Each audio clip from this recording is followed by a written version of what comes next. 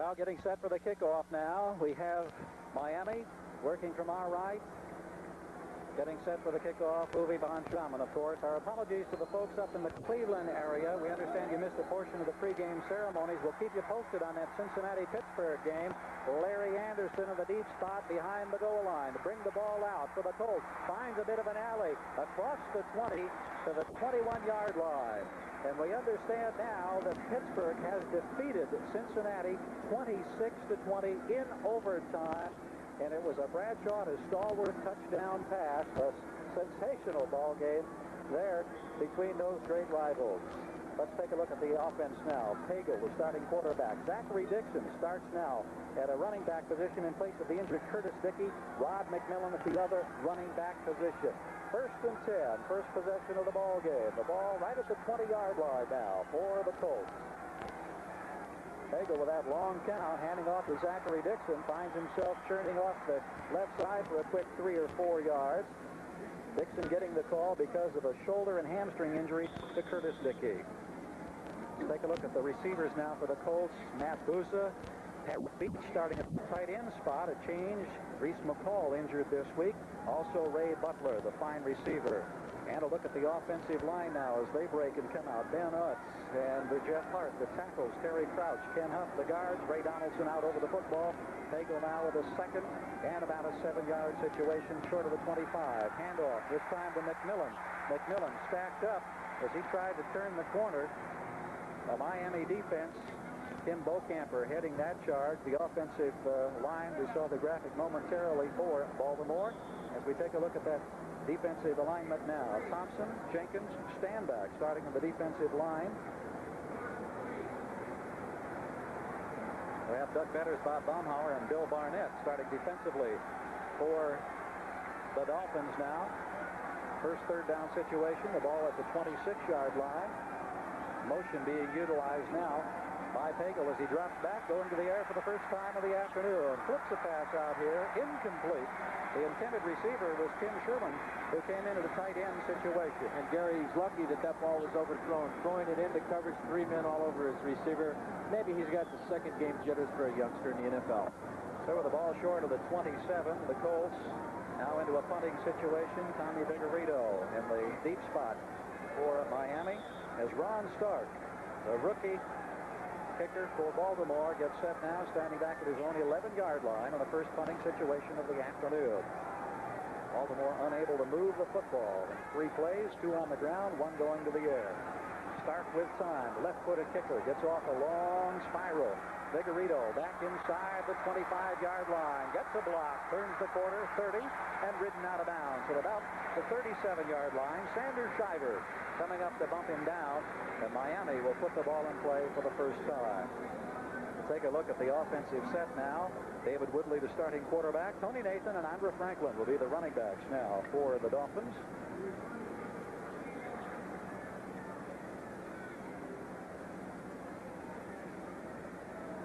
Interior line for Miami, and a good one it is. Giesler and Newman at the, Blackso at the tackles, Kuchenberg and Newman at the guards, Dwight Stevenson at center.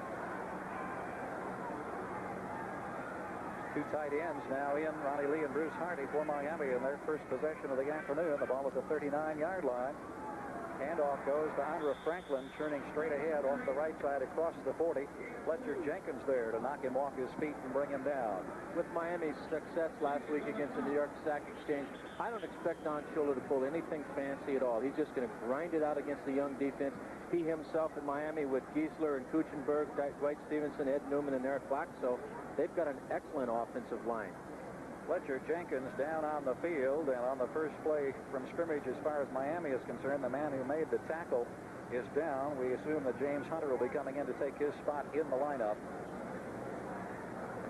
And while we have this injury timeout early in the first period of play from the Orange Bowl, we remind you that we'll be back with more football action in a moment.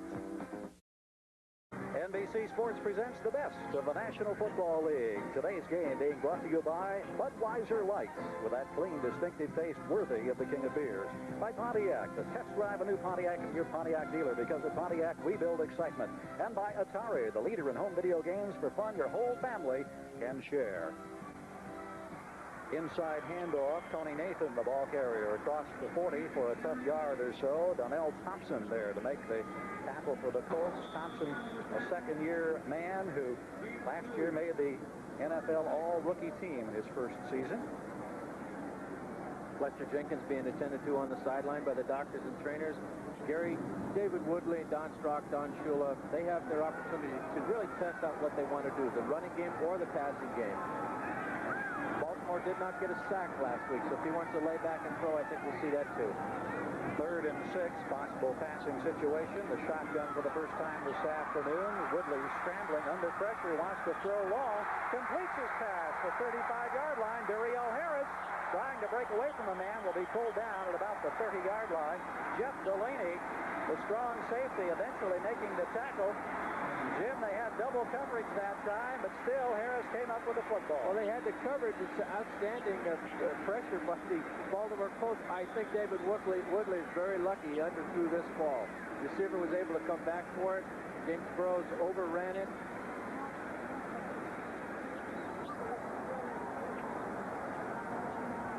Dariel Harris slipping down, then being hammered down by Delaney. The ball at the 29-yard line in Baltimore territory. First possession now for the Dolphins. Franklin back into the running back. In fact, he has the football, trying the left side. Head down, the man who bulldoged for 104 yards last weekend against the Jets, running into the grasp of Johnny Cooks. And Andra slowly getting back up. He got quite a workout last week, Jim.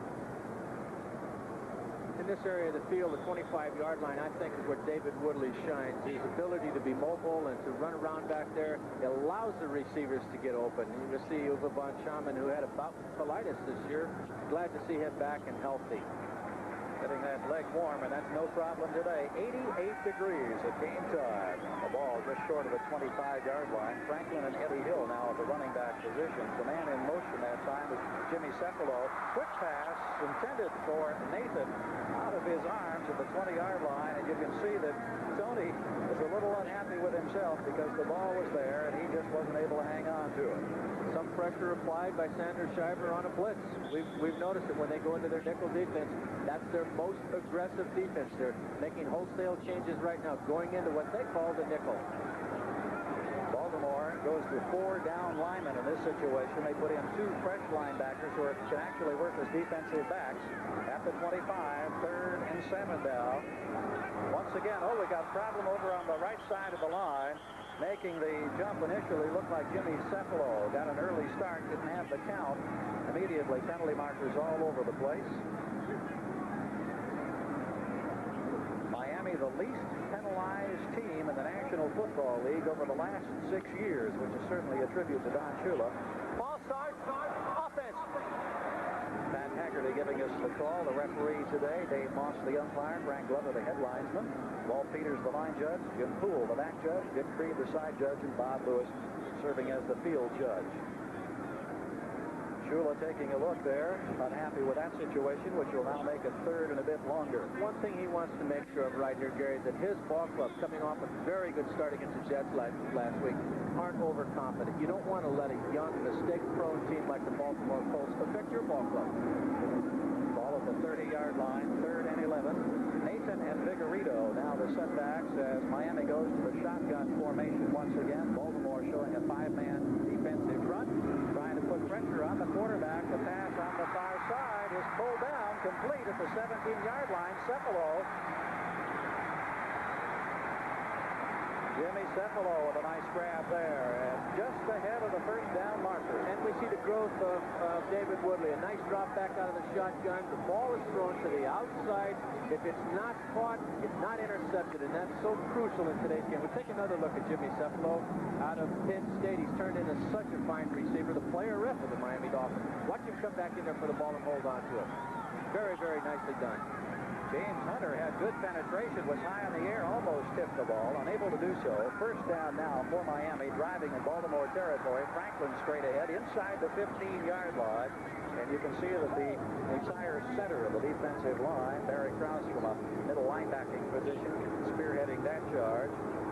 Franklin is stacked up, but he still manages to gain a couple of yards. In fact, it looks like a gain of 3, which will make it 2nd down and 7. running here. A couple of big plays, third down situations. We'll have an opportunity to catch you up on previous activity and other scores around the country in just a few moments. But right now, let's take a look at the Dolphins as they have Tony Nathan and Andre Franklin at those running back positions. A handoff to Tony Nathan trying to wiggle his way inside, but he finds it mighty tough going. This time around, just nowhere to go. Jeff Delaney on the bottom of the pile, and again we see Nesby Glasgow and James Hunter assisting on that tackle. So again, it'll be a third down situation, and once again, wholesale changes on the defensive side of the football as Baltimore sends 4 fresh faces into this third down situation. Ball at the 12-yard line. David Woodley operating from the shotgun as Joe Rose, tight end, in motion. Woodley back to throw, fires, complete at the 5. Vigorito down to the 3-yard line. And once again, a first down and a third down situation, and this time it's Tommy Vigorito on the receiving end. Exactly what any quarterback in the NFL wants to do, isolate the running back on a linebacker. We'll see Vigorito run just a simple out pattern, sometimes a banana pattern on the linebacker. He's able to take it up to about the 6-yard line. We see him running pattern on Ricky Jones. You know, you wonder with the defensive line of the Colts just how they would be if Leo Wisniewski and Bubba Green would be in there. They're on injured reserve. First and goal. Ball at the 3-yard line. The Miami crowd coming to life now as they smell a potential 6 points. Handoff inside Franklin, possibly to the 1. He gets a couple of tough, quick yards. Again, we see Sanders Shiver in there. Bruce Hardy leading the way with a fine block. Mike Humiston also in on that tackle. Hey, Gary, in the NFL, these are the toughest yards anywhere. Andre Franklin, they want to use him as a battering ram, hopefully in the mold of a Larry Zonka, but you earn it when you're down this close. Those are the football right on the 1-yard line. A good sideline shot, a good position now as the Dolphins second and goal. Baltimore in that goal line defense. Here's Franklin, almost tripped up, puts his head down close to the goal line. No indication that he got in. Mike Humiston is there. See Humiston. Number 73, Cleveland Crosby, with the initial penetration, almost tripped him up, and then after that, it's just a swarming defense. And this is what Frank Bush wants them to do. Don't give up down here. Swarm. Look at that. They're on the 1-yard line. They don't allow them to score. Mike Humiston, a new acquisition on the Baltimore roster this week. That's a roster that has gone through something like 135 personnel changes since Frank Bush. And a quick look at Don Shula. He's not happy with the trouble he's seen his offense have already. Well, third down has been the big down for the Dolphins thus far in this contest. There's the quarterback keep. Touchdown, Miami.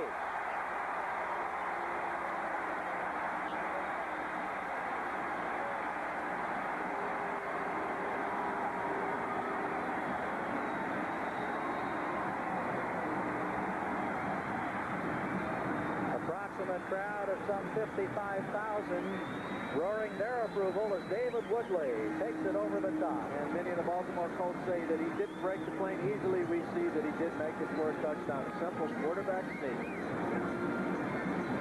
Uwe Von Schaman coming in now for the point after attempt. Midway through the first period, Strock will be the holder. The ball to be spotted at the 10-yard line.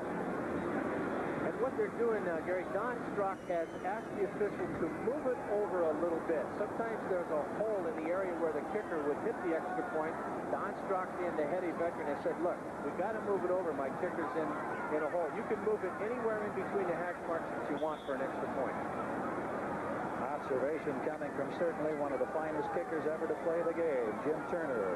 Alongside of the booth, high atop the orange ball as Von Schaman gets set for the conversion attempt. The placement, the kick is up. What appears to be routine.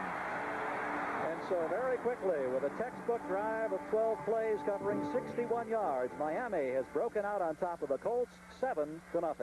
Well, we see the quarterback of the Miami Dolphins, Woodley, along the sideline after keeping and scoring to put Miami on top 7-0 here. 6:29 to go in this first period of play. The Dolphins off to an impressive start last weekend with a victory over the New York Jets. Uwe von Schaman approaching the football, and here's his boots. Oh, it's a beauty.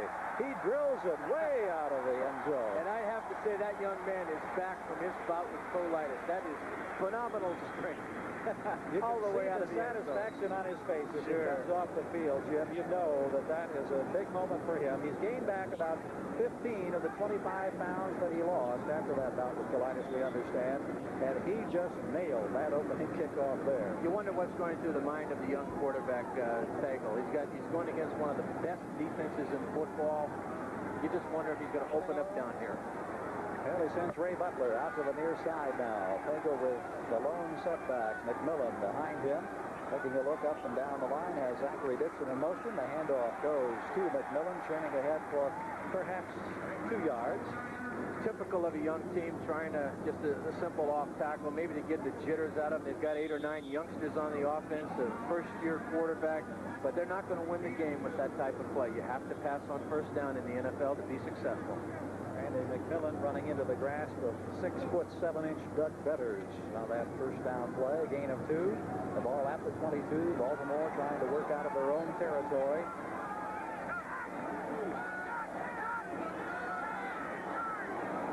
Once again, Dixon, the man in motion, as Pagel drops back. This time he wants to throw. He has an ability to scramble. Shows us that. Great catch at the 36-yard line. Butler. Now, let's see, will it be ruled a catch? Pagel expressing his frustration. You're going to see that the officials make the right call on this. Pagel throws it in. As we watch Pagel setting back up deep, he has some penetration. He steps off to his right to get away from it. Throws the ball over to number 80, Butler. But the officials ruled this correctly. He did not have control of the football. As we see it, look at the strong arm there. You like that. Now watch, the ball's behind Blackwood. Good call by the officials. Excellent call there. Glenn Blackwood providing the defensive coverage. Third down situation. Ball still at the 22. Colts need 8. They have the ball for only 3 plays in their first possession. Heavy pressure. The young quarterback scrambles away. Has a man on the sideline, but he's out of bounds. Making the catch over there was Matt Bouza, but he was clearly out of bounds. So let's take a moment here to check some scores. We'll be updating activity around the National Football League. The Raiders putting it on Atlanta, 38-14. That's now in the 4th quarter. And also a final score, Dallas coming back to knock off St. Louis 24-7. Gary, young Ron Stark, I believe if there's another Ray Guy or the possibility of having a Ray Guy, it's this youngster. He's going to be a phenomenal punter in the NFL. Out of Florida State, Ron Stark, 6'3", 195 pounds, awaiting the snap, a low snap, picks it off the ground, gets his kickoff from the 10, but this is a poor boot. And it is going to go out of bounds in the vicinity of the 42-yard line. Well, a problem there on the snap from center. Stark fielding the ball like an infielder, then having to hurry the kick just a bit, out of bounds. We'll be back in just a moment. What makes... Well, an opportunity to look at that adventure for young Ron Stark. Gary, when that ball bounces like that, he becomes a running back, and the defenders do not have to pull up. It never fails when you compliment a receiver or a punter. They're going to miss it. A 47-yard preseason average. That punt, however, went out of bounds at the 36-yard line. Only 14 yards. Miami with a 7-point lead, and the ball now at the Baltimore 36. Woodley waiting the snap, handing off this time. Tony Nathan finding his way for about 5 yards as he quickly bumped through the middle. Sanders Shiver there to make the tackle. Gary, the Denver Broncos have one of the better defenses in football, and last year when their defense gave up the ball inside the 50 on the short side of the field, they were scored upon 48% of the time. The Green Bay Packers were scored upon over 60%. It shows you what field position means. At the 32-yard line, Matt Moore and Duriel Harris now wide receivers in for the Dolphins as they have a 2nd and 6 at the 31 to 32. Hand off to Nathan. Nathan looking for running room on the right inside the 30, close to the first down before Cliff Odom coming up from a linebacking position. Makes the tackle, and Shiver's coming off the ground, number 54. opportunity to look at this defensive core in action. Well, the old Green Bay sweep, student body right, coming behind his guard. Sanders Shiver fighting off the block of the tight end. That's a very good block by that tight end. And a nice play by Sanders Shiver. The tight end wasn't able to hold him long enough. Slow developing play. Shiver fighting off the blocker. Odom coming across laterally with the pursuit, teaming for the tackle. The ball just short of a first down, 3rd and 1.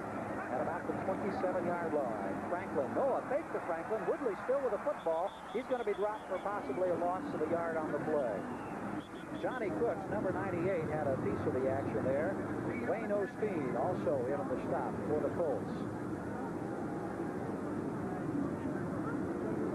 A couple of more scores we're going to be checking on. Philadelphia, a final, defeating Cleveland 24-21. So the Eagles rebound after their season opening loss, and Kansas City 19-12 over San Diego. Off Benerska getting a 50-yard field goal there. Defense lined up offside. Typical mistake of a youthful defense. Gave him a first down. Crucial might have been able to hold him there on that busted play on David Woodley to a field goal. Cooks with a problem there on the alignment, which makes it 1st and 10 now for Miami. They lead 7-0 here in the first period at the Orange Bowl. A hot Sunday afternoon. Woodley back to pass, standing in the pocket, excellent protection. Now he's got to run for his life, and boom, down he goes in the grasp of Barry Krause. He had excellent protection for the first few moments, and then Krause comes up with the first quarterback sack of the season for Baltimore. Well, David Woodley shows the poise he's learned here in this second year of his career. But watch, they come with the delayed blitz by Barry Krause. The defensive captain, he doesn't get out of that grasp. Throws it down legally. And as you said, the first sack of the year by the Baltimore Colts. Krause is talking to him, says, I got you. Loss of nearly 19 yards on that play. Clear back to the 41. Makes it 2nd and 29. Nathan and Vigorito, the running backs, little shift. Now the Baltimore defensive backs dropping off. Woodley wants to throw. Quick toss over the middle. Nathan has running room. 30. Now to the 25-yard line. And so very quickly, they get a good chunk of that yardage back before Ricky Jones is able to bring down the little scat back, Tony Nathan. Actually, he's not so little, is it? Well, the play did develop that cleanly, sending all of his wideouts down to open up the middle. It's a delayed screen over the middle. It works, but look at 2 receivers in the same area. It wasn't that clean. A lot of confusion on the Miami Dolphins. Maybe the fact that they're veterans allowed them to pull it off. Tony Nathan is a 6-footer. He weighs 206 pounds, so we certainly can't call him little by any stretch of the imagination. It's now 3rd, about 12. Ball just inside the 25-yard line. Woodley back to throw once again. Penalty marker is down as he looks for the end zone. Traffic jam down there. One of the Colts trying to come up with a football. Duriel Harris was the intended receiver, but the penalty marker coming down. Defensive coverage being provided by Jeff Delaney. Defensive holding is the indication. As we see Duriel Harris walking back into the huddle, and that flag came early as the play unraveled. We'll get the call now from Pat Haggerty. Defensive holding, number 35, first down. Dwayne Osteen from the Oakland Raiders picked it up on waivers. That last pass play, picture-perfect blocking by John Diesler and Eric Laxo, the 2 offensive tackles. By the way, they got the game balls last week, doing such a job on the New York Sack Exchange. Baltimore now in the nickel defense, wholesale substitution. Pitch out coming back to Nathan. Nathan running the left side, gets inside the 15. Colts just moments ago had that 19-yard sack. They had the Dolphins back in a bit of a hole. Franklin leading the way for Nathan with a block. Barry Krause then making the tackle. Ball now at the 13-yard line. Talking about having youth on a team, the Baltimore defense wasn't even in its 3-point stance. They weren't even ready for that play. I'd have to say Cush has got to get some guys off injured reserve, maybe make a trade for a veteran to get in on the defense and become a leader. 2nd down. 4 yards to go. The ball at the 14, just inside the 14. Inside handoff, Nathan, running room to the 10. May break a tackle. Still on his feet. Tremendous effort by Tony Nathan. Pulled down at the 6-yard line. Derek Hatchett finally muscling him down. James Hunter also on the stop, running off that left side, and John Giesler opening a hole. Absolutely a great effort by Tony Nathan, number 22. This shows us why he had the highest rushing percentage in the NFL last year of over 5 yards. Look at that effort. You saw the hit that Sanders Shiver put on him, and it didn't even deter him for a fleet instant. 3 tight ends in the Miami lineup now as the ball is at the 5-yard line. First and goal. Nathan and Franklin will be at the split back positions behind Woodley. Everybody jammed in there tightly. First and goal. Spin, handoff. Franklin trying to work his way forward for a possible 2-yard gain, close to the 3-yard line. Gary, I don't believe anybody's surprised at all what we're seeing. The dominance of the Miami offense right now over Baltimore's young defense. But I think what everybody has to realize, you cannot leave a defense, any defense, on the field this long and expect them to perform and stop any offense. Yeah, the New York Jets were on the field for 2/3 of the game last week against the Miami Dolphins. You talk about ball control, an amazing display there. It's second and goal. Coach Kurtz looking down, obviously concerned with what he's seeing. Play action fake, under pressure, throws, touchdown, Miami. Bruce Hardy, the tight end, on the receiving end.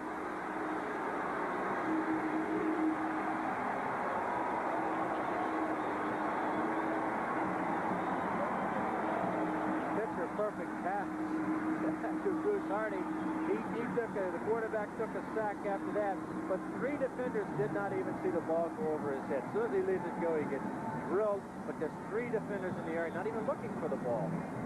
Nice catch. We'll see the pressure again. Applied on David Woodley. The poise that he has, because, Gary, he knows the hit is coming, and look at that. Stand in and make sure you throw it. Well, he got rattled pretty good as he got rid of the football. Harris trying to defend Hardy, but Hardy with the catch. Here's Von Schaman with the kick. Looks good. And so, with just 16 seconds left to play at the first period in the Orange Bowl, Miami striking for the second time, now enjoying a 14-0 lead. Pitcher on the sideline, Jimmy Cephalo, the player rep, in hard times coming up for the players in the NFL. Bob Kuchenberg, not a member of the National Football League Players Association, did not participate in any handshake. Tribute to Don Shula, been able to keep his teams together. Von Schaman's kick. Larry Anderson about 2 or 3 yards deep. Going to bring it out for the Colts. Running into a traffic jam, and down he goes. Excellent coverage. If you can get the ball back to the 22 in the NFL today, you've done a good job as a return. Look at that. The Miami Dolphins stop him on the 12-yard line. Special teams are so important today. Anderson had a terrific game in his opener, averaging better than 30 yards of return last week. But Charles Bowser coming up, one of the newcomers here for Miami, making the stop. And everybody doesn't want to say, boy, the Baltimore Colts offense is lousy. They haven't been across the 30-yard line yet. Most likely, this is the final play of the first period. Baltimore deep in their own territory, starting from their own 12. They trail by 14 as the young quarterback, Pagel, hands off to Zachary Dixon. Dixon straight ahead, gets about 3 yards out to the 15, and that, of course, will be the final play in the end of the first period. So on a warm afternoon in Miami, the Dolphins off to a quick start as they lead Baltimore 14-0. Back at the Orange Bowl of Miami, Gary Gerald along with Jim Turner. Sky is becoming a little darker now. A 20% chance of rain, we were told, coming in this evening. Game time temperature 88 degrees, second down and 6 now for Baltimore. They trail by 14. They have the ball at their own 16-yard line. Young rookie quarterback Mike Pagel in the count out of a straight I formation, pitching back to Zachary Dixon. He has some speed. He turns the corner across the 20 to about the 22-yard line. Lyle Blackwood hammering him down there, but a fairly impressive gain and getting out close to a first down. 2 former teammates of mine on the Denver Broncos, Lyle Blackwood now with the Dolphins, and young Zach Dixon. I would say that Zachary's probably the best conditioned athlete in the NFL today. Close enough that a measurement has been required. They're bringing the chains in from the near sideline here in the Orange Bowl. Miami off to a sensational start with a big victory over the Jets last week, while Baltimore struggling and then losing to New England. First down, the indication, and we'll check some scores for you now of other activity. The Raiders, the final score, 38-14 over Atlanta. New Orleans, winner over the Chicago Bears, 10-zip. Well, let's hear it for Kenny Stabler. Yes, indeed. They get on the win column for the first time here, the 1982 season. 22-yard line, first down, the first down of the afternoon for the young Colts. Average age less than 25 years for all 49 men on the roster. Dixon. This time across the 25, and boy, Jim, he runs hard, doesn't he? Well, he's not their starting running back. It's a shot for Zach to show his stuff and play. But, you know, only Dallas, Pittsburgh, maybe, well, obviously the San Diego Chargers would be able to throw themselves out of the problems that Mike Fagel has had recently. No field position. Right now, in the second quarter of the game, best field position of the day for the Baltimore Colts. 5-yard gain, moves the ball up now to the 27-yard line, sucked it in 5, just short of the 28. Here's Pagel barking out those signals. McMillan gets the call. He finds some room across the 31 this time as he tries the right side. Duck Betters there to make the tackle. The right side of that offensive line. Ken Huff back in the starting right guard position. Jeff Hart at right tackle starting this ball game today. Well, down 14 points this early in the game, you'd like to see them open it up. They will have a hard time running against that very fine defensive line of the Miami Dolphins. You might as well open up. If you make mistakes, find them, learn from them. Ball across the 30 at the 31. It's 3rd and 1.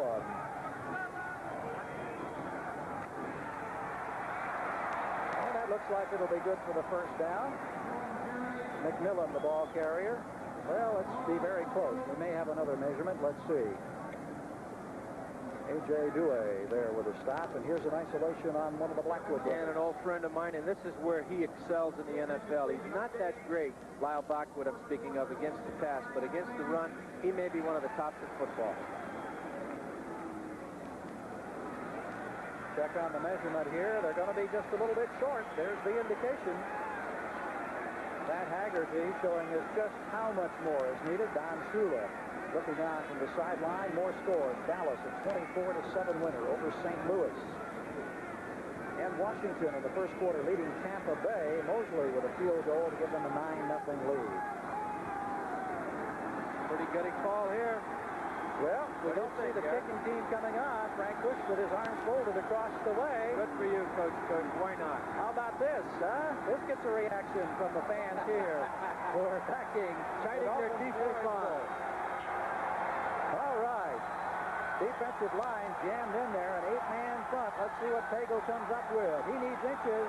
Did he get it? Oh, my. It's going to be very close.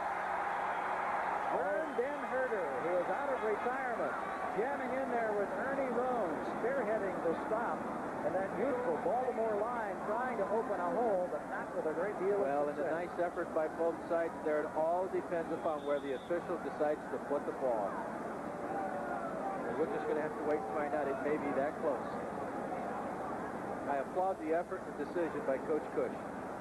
Baltimore have been 0 for 3 on 3rd down conversions. They may be 0 for 1 in 4th down conversions. Nope, they get the first down. Cush breathes a sigh of relief, walks back and continues the pace now on the sideline. There's Don. He's shaking his head. He knows it wasn't dependent on anything but where the official put the ball. 33-yard line early in the second period. Miami leading the Colts 14-0. A gutty play as Baltimore gets the first down.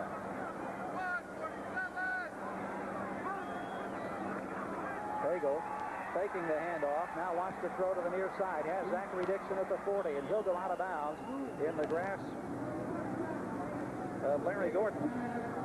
Oh, and what a nice route Zach did. Just a simple pattern out of the backfield, but he turned one of the better linebackers in the NFL completely around. Number 50, Larry Gordon. Nice poise by the quarterback. Look at Gordon is nowhere in sight.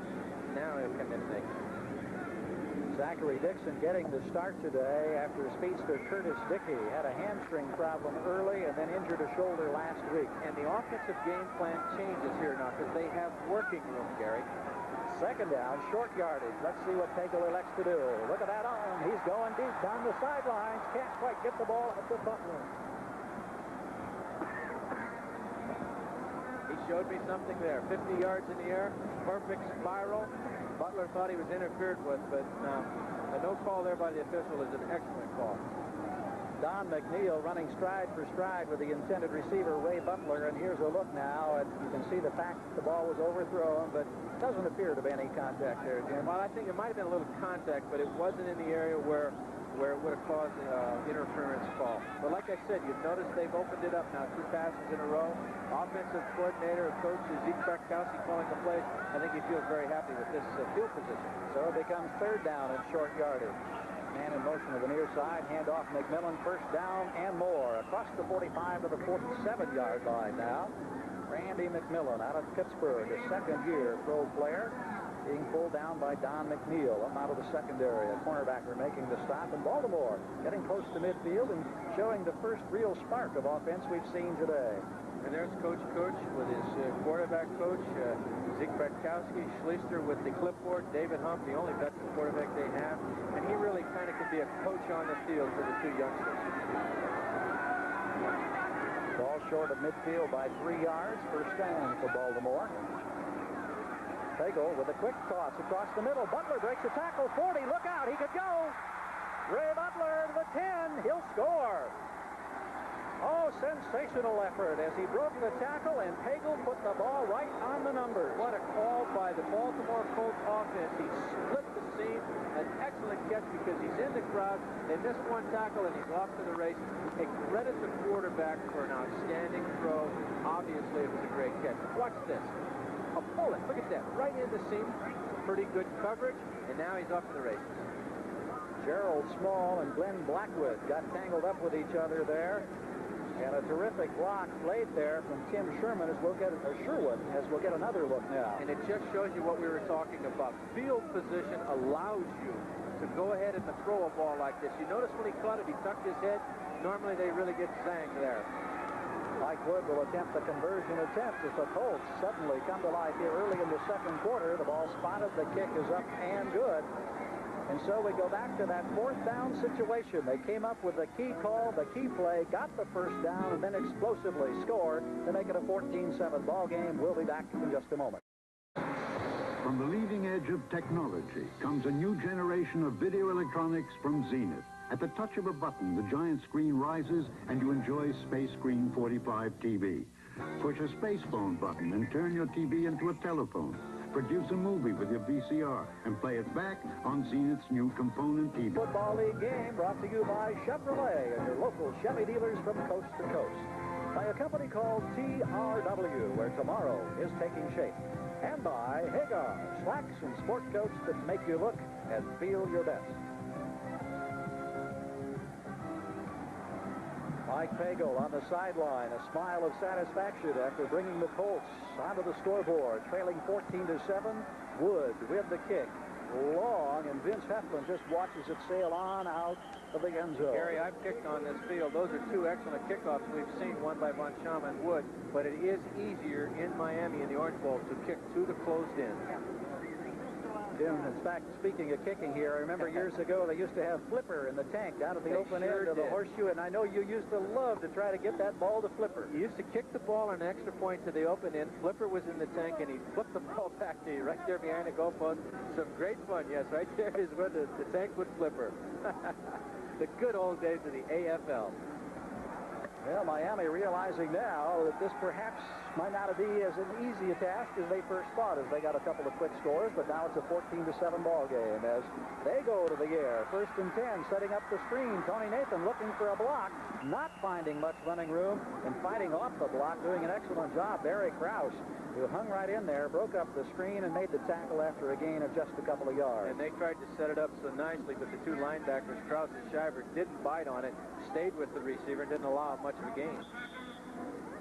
Well, Jim, they talk about the Colts and their quarterback situation and whether or not they've drafted for the future, but of course their future is right now, and they've shown us that, starting with a 22-year-old quarterback. He was impressive on that drive. He's been impressive all training camp, Mike Pagel. You wonder why they would draft a kid number 2 in Art Schleister and make him a long-range project.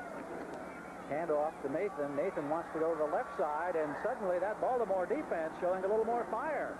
as there's no gain on that play. Cleveland Crosby down on the bottom of the pile. What's the old saying about Mo and Minton? It definitely has changed here in the Orange Bowl. Wayne Osteen coming up with the football, and he thought maybe he had something going there, but of course the play had been whistle dead. It's going to be a 3rd and 7 situation. The ball at the 23-yard line. Players in the NFL are the greatest actors there are. They try to convince that official something happened that really didn't. All right. 3rd down situation. San Francisco leading Denver 7-0. Joe Montana on a pass of 46 yards to get the 49ers on the scoreboard. Here's the snap now. Back to Woodley. He wants to throw. And incomplete. The intended receiver at about the 39-yard line with Jimmy Cefalo. Ricky Jones providing the defensive pressure. Washington leading Tampa 9-0. Baseman to Charlie Brown, an 8-yard touchdown pass, and a Mosley field goal, accounting for the Redskins' 9 points. David Woodley's very lucky that James Burrows, the defensive back, was not aware that ball was that close to him, or we'd have had an interception. Larry Anderson and Matt Bouza in the deep spots now as Tom Orris gets set to punt for Miami. The first time that Orris has been in punt formation, I believe, in this ball game today. The ball at the 23, 4th down, 7. The Baltimore defense doing an excellent job over the last 3 plays. Here's Orris now with a kick. Kind of a lazy hanger, not going too far at the 40-yard line. Bouza making the reception of the catch and then immediately being hammered down by Ron Hester. Hester downfield quickly, a newcomer from Florida State. So we have 9 minutes and 37 seconds left to play in the first half. Miami leading to Baltimore.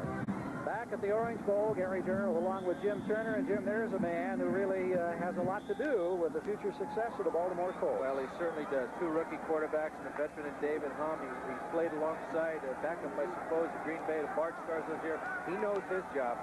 Zeke Bratkowski, of course, the name. 1st and 10. Colts trailing by 7, 14-7 at the 40-yard line after a 53-yard touchdown pass a while ago. Here's Dixon with some running room, breaking a tackle across midfield, and he gets a quick 11 or 12 yards for a 1st down. A.J. Douay coming up to make the stop. But I tell you, the Colts have come to life here all of a sudden. Well, when you want to have a successful running game against the 3-4 defense that Miami's in, run it right at the nose tackle and allow Zachary Dixon, what he just did there, to decide which way off the center block to go. Douay, the 3rd man to get a shot at him after a 12-yard gain. Ball at the Miami 48, and the Miami fans voicing a little concern now. Randy McMillan running the right side. He's inside the 45.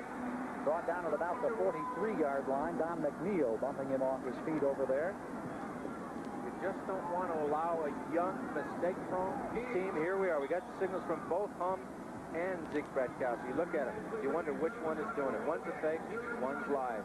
But you don't allow a young team like this to believe that they can win.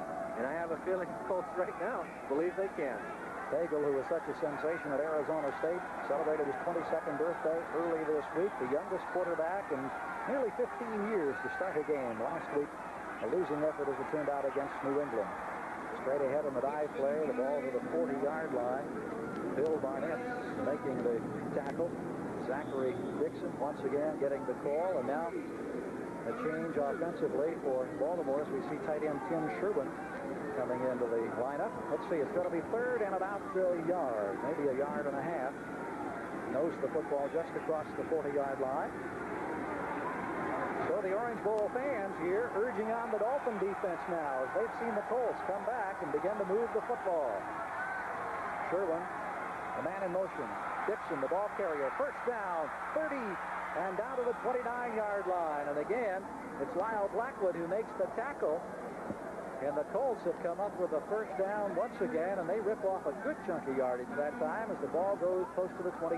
Successful because of the strength and leg drive of Zach Dixon. Broke a tackle. It takes Lyle Blackwood to carry him down. You just like what's happening, but you have to remember here in this area, don't make a mistake. No fumble, no interception. At least come out with 3. Don Shula showing a little anxiety on the near sideline. Frank Push across the way. Cleveland Franklin now a running back as Butler goes in motion to the far side of the field, and Franklin gets his first call today. And look at him go to work as he pulls his way close to the 21-yard line. Ernie Rome making this tackle. You see Lyle Blackwood again. Blackwood a little bit slow coming up off the turf. Lyle took the short end of that devastating hit. He stuck him and he got stuck. Credit the offensive line for the blocking. Zach Dixon with a nice block out there at number 50, Larry Gordon. And we saw Lyle Blackwood right there come up, a little shake, and he has stayed in the game. Mike Kozlowski will come in, replacing Blackwood as Blackwood has been shaken up. The ball at the 22-yard line now. Baltimore on the move. Second down situation. Zach Dixon this time finding nowhere to go. Bob Baumhauer, Doug Betters saying, nope, not this time. San Francisco leading 14-7 now over Denver. A 14-7 ball game as the Niners lost to the Raiders last week. Denver came up short in their season opener. Man who never smiles on the sideline, Don Shula. Ball's at the 21-yard line. We have just under 6 minutes to play in the first half. You can feel a sense of urgency now developing here in the Orange Bowl on the part of the Miami Rooters as Baltimore is moving for the second time of the afternoon. Hago under pressure, drops the football, goes down. I believe he recovered the ball. A.J. Dewey was there on top of him to smother him back at the 33-yard line. But Pagel that time just ran out of protection as he tried to set up and throw. And it wasn't necessarily the pressure applied by the Dolphins as much as everyone was covered. Then he goes down. Now we've got to have a field goal here. You want to get back in the game, pull off 3 points here. Well, if he pulls it off, it's going to be a long one. Mike Wood has come in out of Southeast Missouri, a fourth-year pro.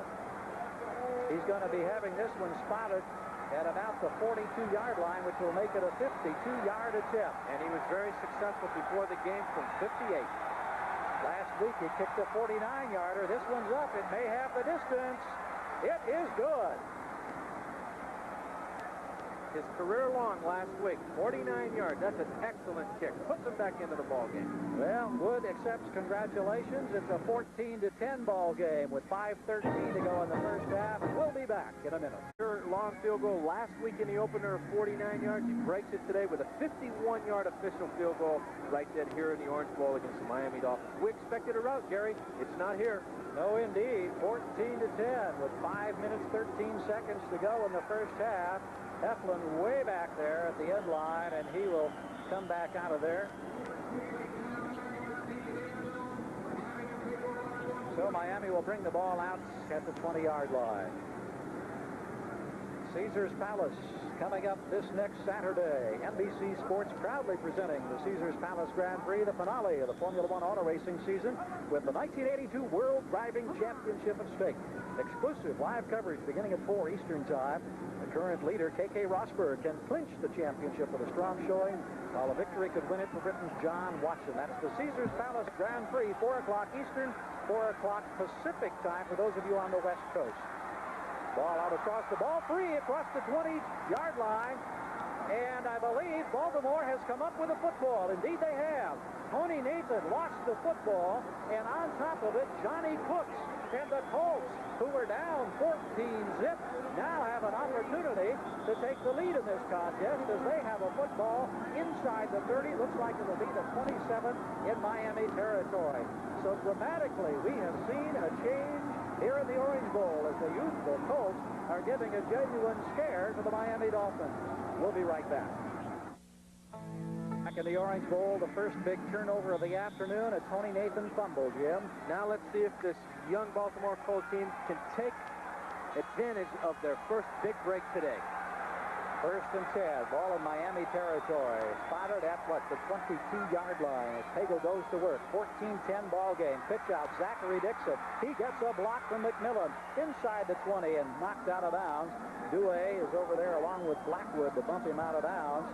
But I tell you, you can see that sense of determination. You can almost feel it, even way up here atop the Orange Bowl, Jim. There's some hitting going on. And even if they don't score here right before halftime, they've sent a scare right through the Miami Dolphins.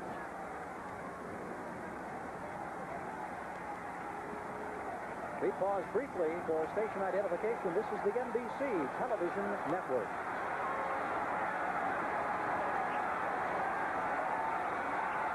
Pagel, WMAR-TV, Baltimore. Carrier inside the 15, may have gained a couple that time as he tried the right side. Dixon with an early block. A little bit slow getting up. He appears to be okay. Don McNeil making the tackle. Yard marker being moved ahead to, we'll call it the 14-yard line. It's going to be 3rd and 2. Here in the Orange Bowl with 4.5 minutes to play in the first half. Baltimore coming back with 10 straight points, trailing Miami 14-10, and on the move after a fumble recovery. The Colts at the Dolphin 14 with a 3rd and 2. McMillan and Dixon the setbacks. Boozer split wide to the far side, churning his way ahead. This McMillan, he's going to be close to that first down. Bob Baumhauer is there to make the tackle, and now we watch them unpile down there and see where that football will be spotted. Quickly closed up by Baumhauer, number 73, Bill Barnett, number 70. Gary, if they went for the 4th down last time, no, they're going to do it. He just answered my question to you. They will kick and try to take what many would call an automatic three-pointer. And now the Colts have elected to call timeout, and apparently a little discussion will take place with Frank Bush and the rest of his staff across the way. 3:43 to play here in the Orange Bowl in the first half. Miami leading Baltimore. Oh, a dramatic conference on the far sideline. Well, they wanted to find out, Gary, is it 4th and 2 yards? Actually, it's under a yard, so they decided to go for it. Well, this is where ball games sometimes are won and lost. A dramatic moment, 4th and about 6 inches. Spin, handoff, first down, Colts inside the 10. Randy McMillan bulldozing his way through there. Great hole, left side of the line. There was no doubt about it. Nice blocking by the center and the left guard, Crouch and Donaldson, but at 220 pounds, that's quite a load Randy McMillan carries. Opportunity for us to remind you that this telecast is presented by authority of the National Football League, and it is intended for the private use of our audience. Any rebroadcast or other use of this telecast without the express written consent of the Miami Dolphins and the National Football League is prohibited. 3 minutes, 9 seconds to go, first half. Dixon with the football, looking for room. He turns the corner, gets down to the 6. Not quite knocked out of bounds. And Dixon head down, churning behind the blocking of Randy McMillan.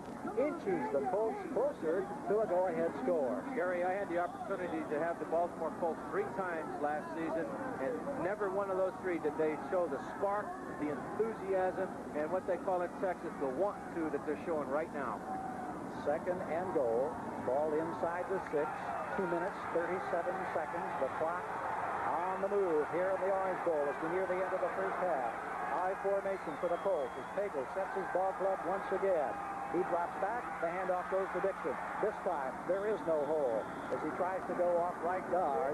And there to make the stop is number 73, Bob Baumhauer, number 55, Ernie Roan, A.J. Dewey, also there. And we see the clock continuing to move along.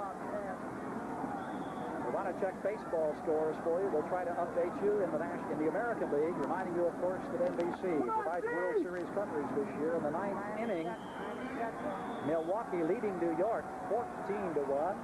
And we have a 2-minute warning taking place right now. We'll check some of those baseball scores a bit later on, and we'll get back to the drama of the closing moments of this first half right after these messages.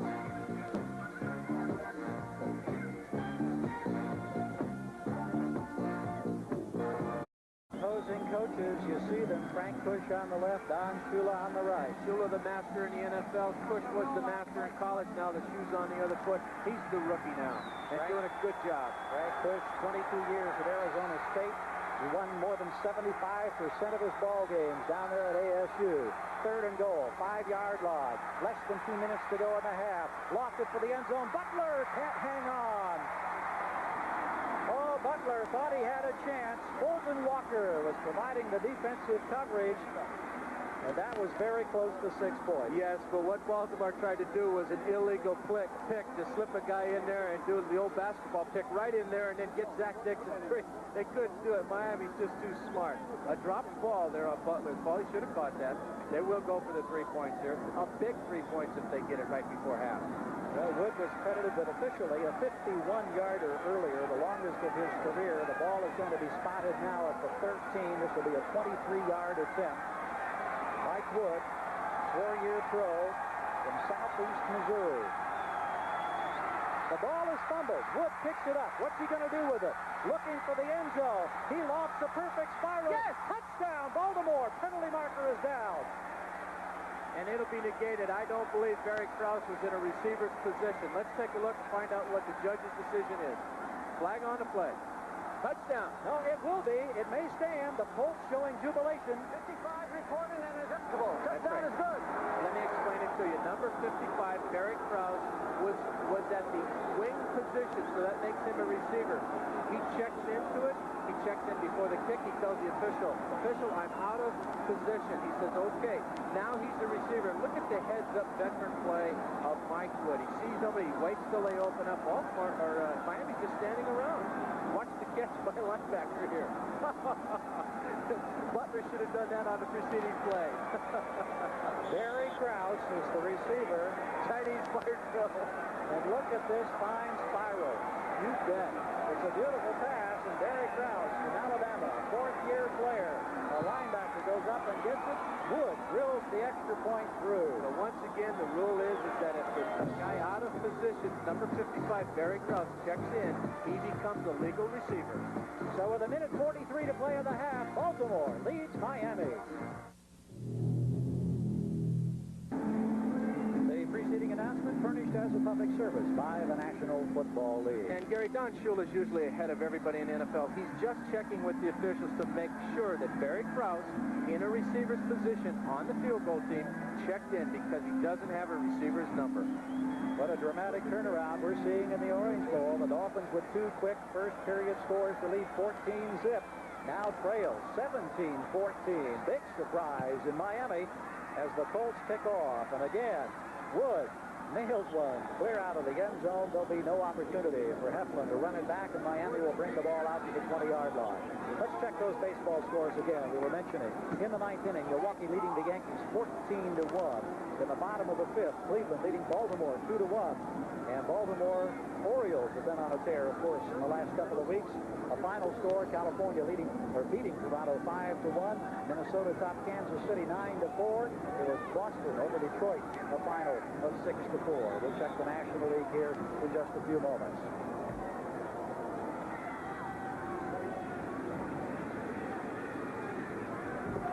Miami now trailing for the first time this afternoon, down by 3. Tony Nathan and Tom Bergerito. And the Dolphins are going to go to the shotgun from their own 21st down. Woodley having to scramble.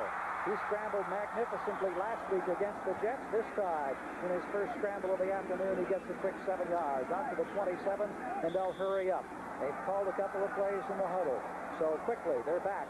And he takes the snap, wants to throw again, completes the pass. Vigorito at the 34-yard line, bumped down. And the Dolphins have a first down as Cliff Odom made the tackle. 1:16 and counting here in this first half. Certainly Baltimore doesn't want to slip and out and up for a quick 6 here. Just keep them down. Woodley over the middle. This time it's tight end Joe Rose across the 41. Krause there to make the tackle, and the Dolphins moving the football, using the clock. Now inside 1 minute. They trail 17-14, and again, no huddle as they go with a second and short yardage situation. Flips the ball across to the 45, intended for Vigorito. Could not hang on to it, so that'll stop the clock at 47 seconds to play. Actually, that drop ball might have helped them. It allows them to catch their poise. Now, they're trying to get the ball downfield in their hurry-up offense, or 2 minutes to go. Get it in range of Uwe von Schaman. At the 42-yard line, Miami now looking at a third down situation. You certainly have to think that the Baltimore Colts fans viewing this game would certainly have a renewed interest, and are glad to see the spark that their team didn't have the past couple of years. Not only have they shown some spark in their last couple of offensive series, but the defense really turned around when they held the Dolphins, and then, of course, capitalized on the Tony Nathan fumble.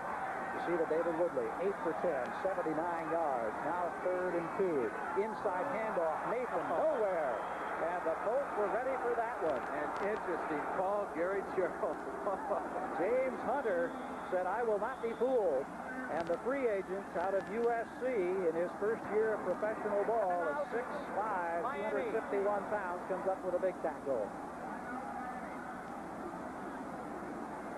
Next Saturday, NBC Sports proudly presenting the Caesars Palace Grand Prix, the finale for the Formula One auto racing season, and the 82 World Driving Championship will be on the line. Exclusive live coverage beginning at 4 o'clock Eastern Time.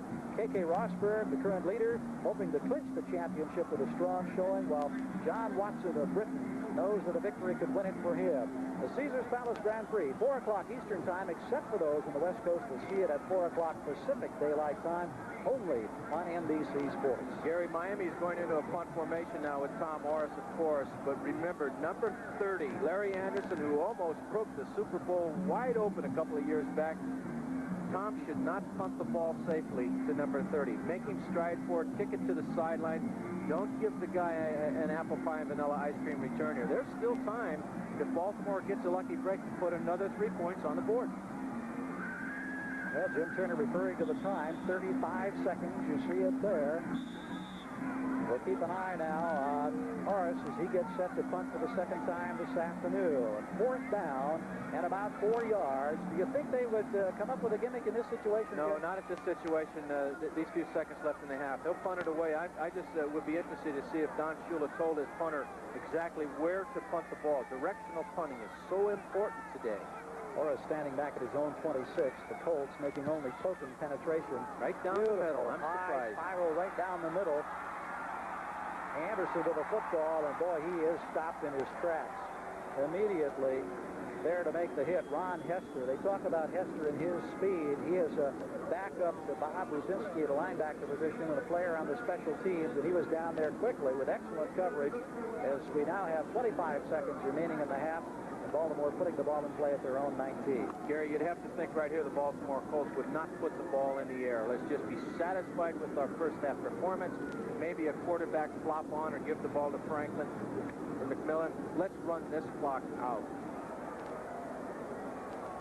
All right, 19-yard line. Baltimore leading this ball game 17-14 now. Mike Pagel, who teamed up with Ray Butler for a 53-yarder a bit earlier, handing off this time to Zachary Dixon. Dixon getting perhaps to the 25-yard line. As he is brought down, the clock will continue to run. Don McNeil making the tackle as we're now inside the 15-second mark. And across the way, the brain trust for the Baltimore Colts has to be satisfied with a dramatic turnaround here in the second quarter. And there's the gun that ends the first half here in the Orange Bowl, and we hear some scattered boos. Yes, we do. Maybe more than scattered boos. As the Dolphins were out in front early, 14-0, but in this second period, a dramatic turnaround and quite a surprise as you see Baltimore leading at the half, 17-14. It's been an interesting first half, and of course we've got 30 more minutes of action-packed football. We'll be updating scores at halftime in a matter of moments. We invite you to stay tuned for more from Miami. Welcome back to NFL 82 New York. Now for Miami, the Dolphins needing to get something going, and a crowd of some 55,000 urging Heflin on. A little moment of indecision. Now he kneels down. He elects not to run the ball out. And Woodley comes onto the field knowing now that he has got to get something going after Miami in the first quarter got those 2 scores, and then the offense became very silent in that second period. And Gary, you wondered just what the halftime speech from Coach Don Shula was. I can imagine there was a certain sense of urgency or intensity in that halftime conversation with his ball club. I would agree with that. Don Shula in his 13th season at Miami, his 20th year as an NFL coach. He has won 205 games in that career. Tony Nathan, Andrew Franklin at the running back positions now as the Dolphins get set to go to work. Nathan gets the call. A couple of yards is all he can get into the grasp of Sanders Schreiber and Dwayne Osteen. Mike Shula with a clipboard along the sidelines helping out the son of Miami coach Don Shula was recently released by the Baltimore Colts. Eddie Hill now coming back into an offensive running back position for Miami as David Woodley brings them up to the line. Eddie Hill, number 31, Tommy Vigorito, number 30. No, Tony Nathan, I beg your pardon, back there. The screen pass quickly is completed. Eddie Hill coming out of the backfield makes the reception, is bumped out of bounds. Schreiber again there to make the stop. Right away, Gary. Gary, we see that they're going to put the test on the linebackers coming out of the backfield on Sanders Shiver, and they're using the rollout ability of number 16, David Woodley. It didn't work in the first half, drop back. Now they're going to try something else. Let's bring you up to date on scores. We have them at this point. Final score, the LA Raiders beating Atlanta 38-14. A big victory for the Raiders. New York Jets final 31-7 over New England. The Jets bounce back impressively. First and 10 situation at the 31. Miami in possession. This time Woodley wanting to go long. Has a man down the far sideline. The pass is incomplete. Now a late flag comes flying in there. Jimmy Cephalo was the intended receiver. Derek Hatchett was over there providing the I don't know coverage. about that call, Gary Gerald. It looked like pretty good defensive coverage by the Baltimore Colts. But the one thing we see is, as we hear this call, Pass interference, number 25. First down. we'll have to judge for ourselves. I don't know. It looks like he hooked him for sure, but was the ball already out of bounds? Certainly the official on the play didn't call it. Here's another angle here. Cephalo making a valiant grab. But what we're seeing is the attempt right away by the Dolphins to retake control of this game. And one more look He now. certainly did hook him. That's a good call. And Jim Turner, you called that one wrong. First down, now at the 34-yard line. The Dolphins coming back very quickly now as we start this second half. They trail by 3, 17-14 ball game. Woodley rolling right, flips the pass to Hill. Hill, bulldog down. Shiver just grabbed him by the jersey and hurled him down to the turf as we have a chance to check more scores. Finals now, Dallas beating St. Louis 24-7. The Cowboys bounce back in this one. An exciting ball game today. Overtime. Steelers beating Cincinnati in that great rivalry 26-20. The final there. And Philadelphia's Eagles into the win column, beating the Cleveland Browns 24-21. Gary, with only one reception to Duriel Harris, it'd be interesting to see them get him back into the program right away. Kansas City a winner over San Diego. Ball at the 33. Second and 9. Vigorito with a football. He has all kinds of running room. Tommy Vigorito, touchdown, Miami.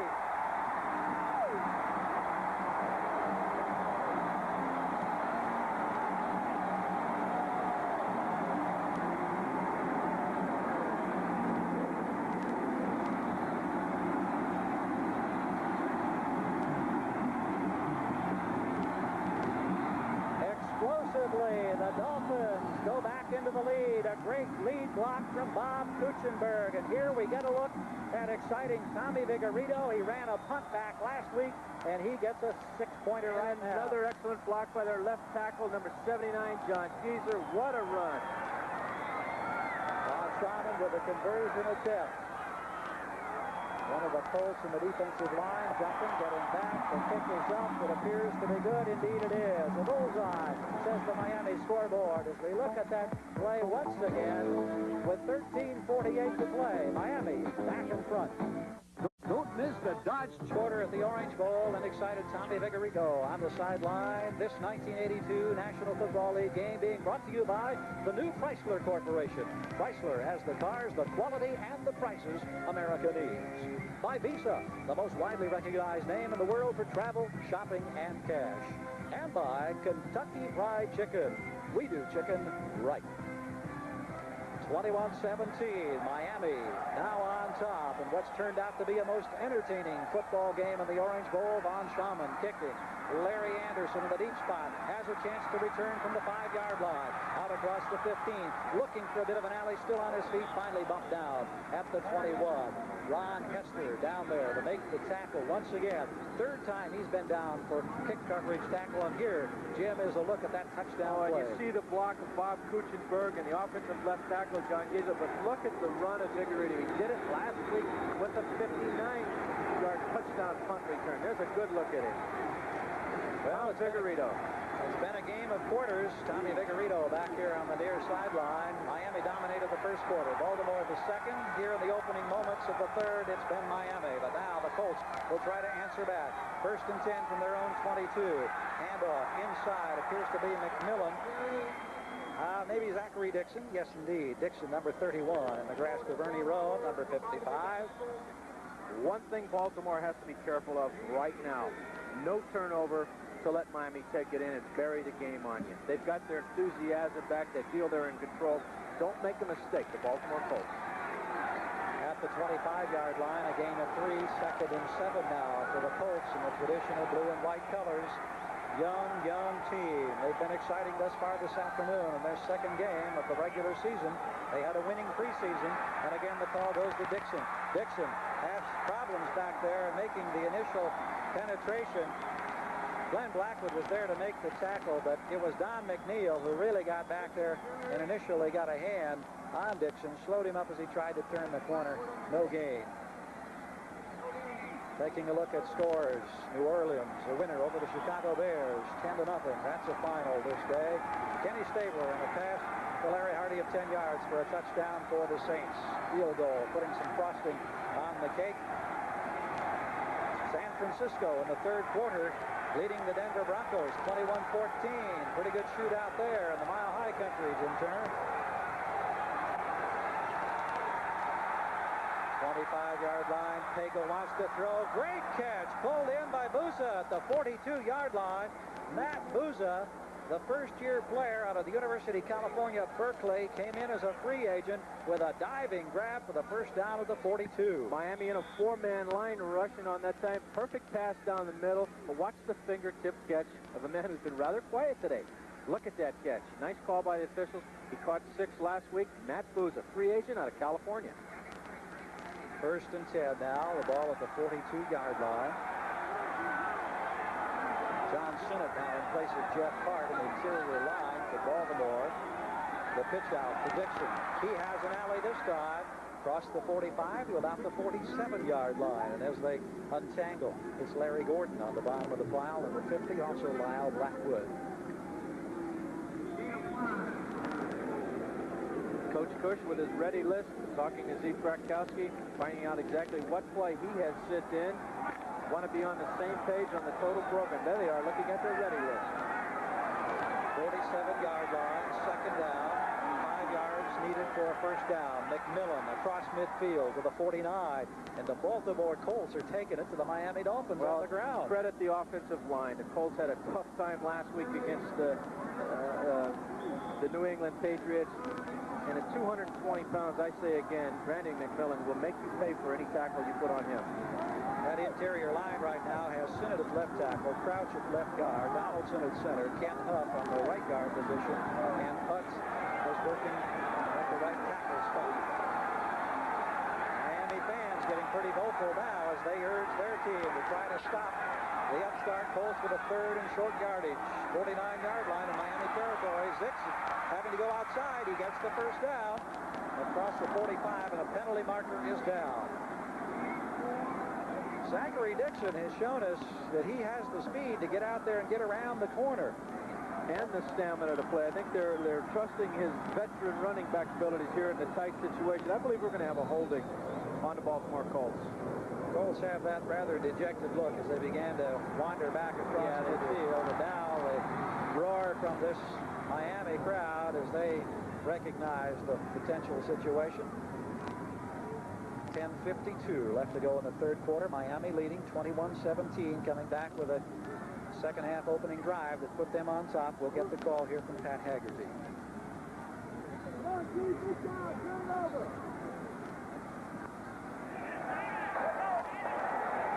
Illegal use of the hand. Number 80. Ray Butler, one of the wide receivers, guilty of the infraction. And we'll get a chance to look at it right here. There it is. It's a hook. Illegal use of the hands by Ray Butler. So it's now 3rd and long. They need 11 yards for the first down. Baltimore back in their own territory at the 41. Pagel dropping back, has protection, now scrambles out of the pocket. Lots of room to run, but he throws the football, and I believe it may have been caught at the 41.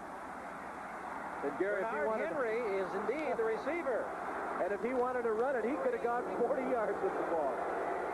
I was frankly amazed that he did not run with the football, because as he scrambled clear of the pocket, you'll get a chance to see it now as once again we look at it. He comes up, the alley is wide open. There's no one close. He elected to throw the ball into double coverage, but Bernard Henry who is a rookie from Arizona State, another free agent. One of how many on this roster? I don't know. 20 free agents and first-year players out of 30, out of the 49. Or is it 30? I lose track. There have been so many changes in the personnel. The important thing is first down right now for Baltimore. And Zachary Dixon inside the 40 gets a couple of tough yards. And the Colts continue to move. Bob Baumhauer is there to make the tackle that time as Dixon gets up. And we'll review some other scores on this, the second week of competition. At the half, Detroit leading the L.A. Rams 9-0. The Lions making some noise in the first half of that one. And let's take a look at Washington leading Tampa Bay. Halftime score, the Redskins on top of the Bucs 18-6. Johnny Wright now in at a running back spot for Baltimore. He wears number 38, split alongside, and he gets the football. Wright with the carry, gets to the 35-yard line. Johnny Wright out of South Carolina, Columbus, another rookie. In fact, he played in the same backfield with George Rogers some 3 years ago, a 12th round draft choice, getting himself down to the 35-yard line. Quarterback studying the signals being called by Zeke Bratkowski. You'd have to think that Frank Cush had a bigger job than Myers coming in to take over New England. Cush had to get rid of a dissident group of veterans, maybe get the owner, Robert Irsay, on the same track as him. Maybe it's worked. Hand off this time on the pitch out going to Dixon. The third down situation going to be well short as he was stacked up virtually at the line of scrimmage. Larry Gordon and Kim Bocamper with the hits. Gary, to develop that point a little bit further, I don't think there was an organization in football more unruly and veterans wanting out, owner suing player, quarterback suing owner. Frank Cush probably had the biggest job of all in taking over this franchise and trying to make a winner out of it. Well, we're at the 33-yard line, fourth down situation. Ron Stark, the punter, is in. Tommy Vigorito is standing back there, but you got to be alert for most anything, and the Colts having a little problem getting their personnel on and off the field. I wonder why they're punting from here. They kicked from here last time and made it. 51-yard field goal. Excellent point. Waiting for the snap. Stark is going to angle for the sidelines. Nice spiral for the near coffin corner. Did he make it? No, it will be a touchback. He had the line, had the angle, was very close, but it was a yard or two deep behind that marker down there, so they'll bring the ball out to the 20. It was 7 minutes, 51 seconds to play. Third quarter, Miami leads Baltimore. The great American pastime, washing the car. You love to keep it clean on the outside. Good on the sidelines, the field goal kicker of the Baltimore Colts shaking his head. Why they didn't try a field goal there, I think we'd all like to know.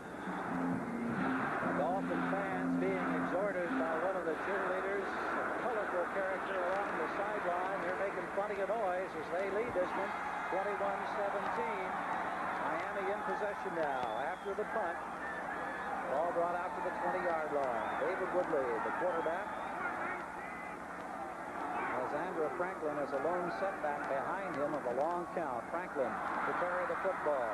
The Colts defensive units swarming to the task, giving up a couple of tough yards there. Derek Hatchett leading the charge along with James Hunter. We'll see now if the Dolphins, who came out on that first possession in the second half and moved the ball with a determined purpose and a bit of a flair, if indeed they go to the ground and try to grind it out now and use some clock. Well, it's true that the defensive backfield of the Baltimore Colts really aren't that good on pass coverage, and I would have to suspect right now we're going to see them do like they did a little while ago. Throw it downfield and go after them. Nathan and Hill, the twin setbacks this time. 2nd and 7 from the 23. Pass complete to Nathan, 30-yard line. There's that little move you've got to always be aware of. In and out of the arms of Barry Krause, but fortunately for the Colts, Jeff Delaney was there to ensure that Nathan didn't get much farther.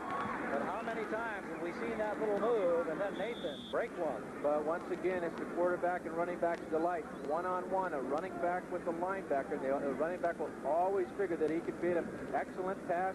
Nathan, I just think that he has to be one of the better players in the league, coming out of the backfield and catching the ball. 35-yard line. First down for Miami now. Eddie Hill comes into the lineup, replacing Andre Franklin. Don Shula continually juggling some of the offensive personnel, utilizing them very effectively, as has been his tradition.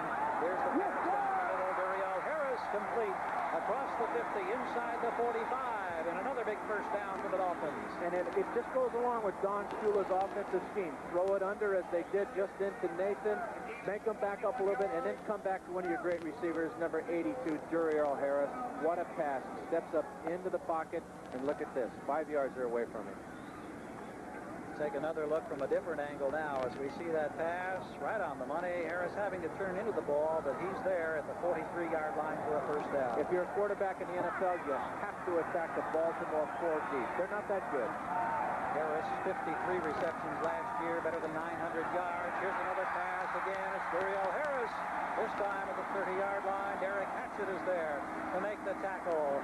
And the Dolphins, with a flare, moving the football in spectacular fashion. Now threatened at the 30-yard line as they look for insurance. That 4-point lead.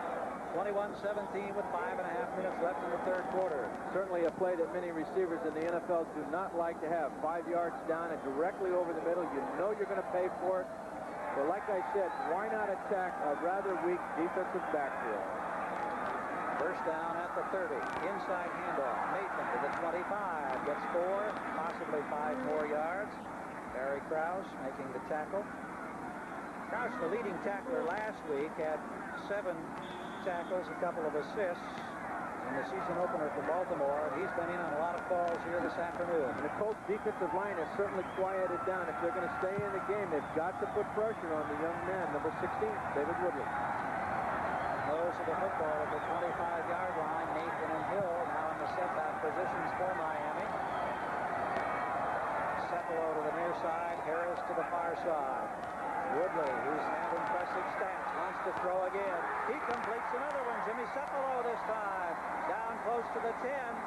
The ball will be spotted very close to the 11-yard line. Dwayne Osteen makes the tackle, but Cepolo was right there, and so was the ball. Well, watch the reaction of Jimmy Cepolo. He's not quite turned around. He sees the ball coming, kind of gives it a quick look, too. Look at the right, looking away.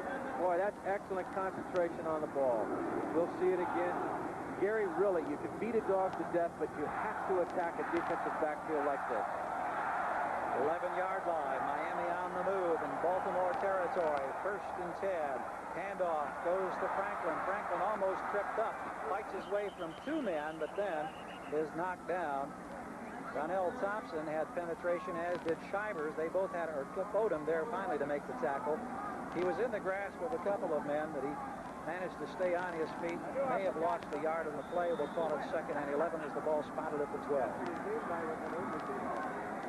Miami heavily favored coming into this one after that most impressive victory last week up at Shea Stadium against the Jets, while Baltimore struggling after they lost Mike Pagel. All 3 of their quarterbacks getting a chance to play last week, giving up a couple of early touchdowns today, coming back to lead 17-14, but now trailing 21-17. In the air, end zone, could be a catch, no. Duriel Harris pleading his case down there and pleading it rather vehemently, but it was ruled that he did not have both feet within the end zone, and it will not be a completion. Let's take another look at it. Figueredo was in the area of Duriel. Let's see. I would have to call that a touchdown. Oh, my. Both feet inbounds over a yard. I would have to certainly call that a touchdown.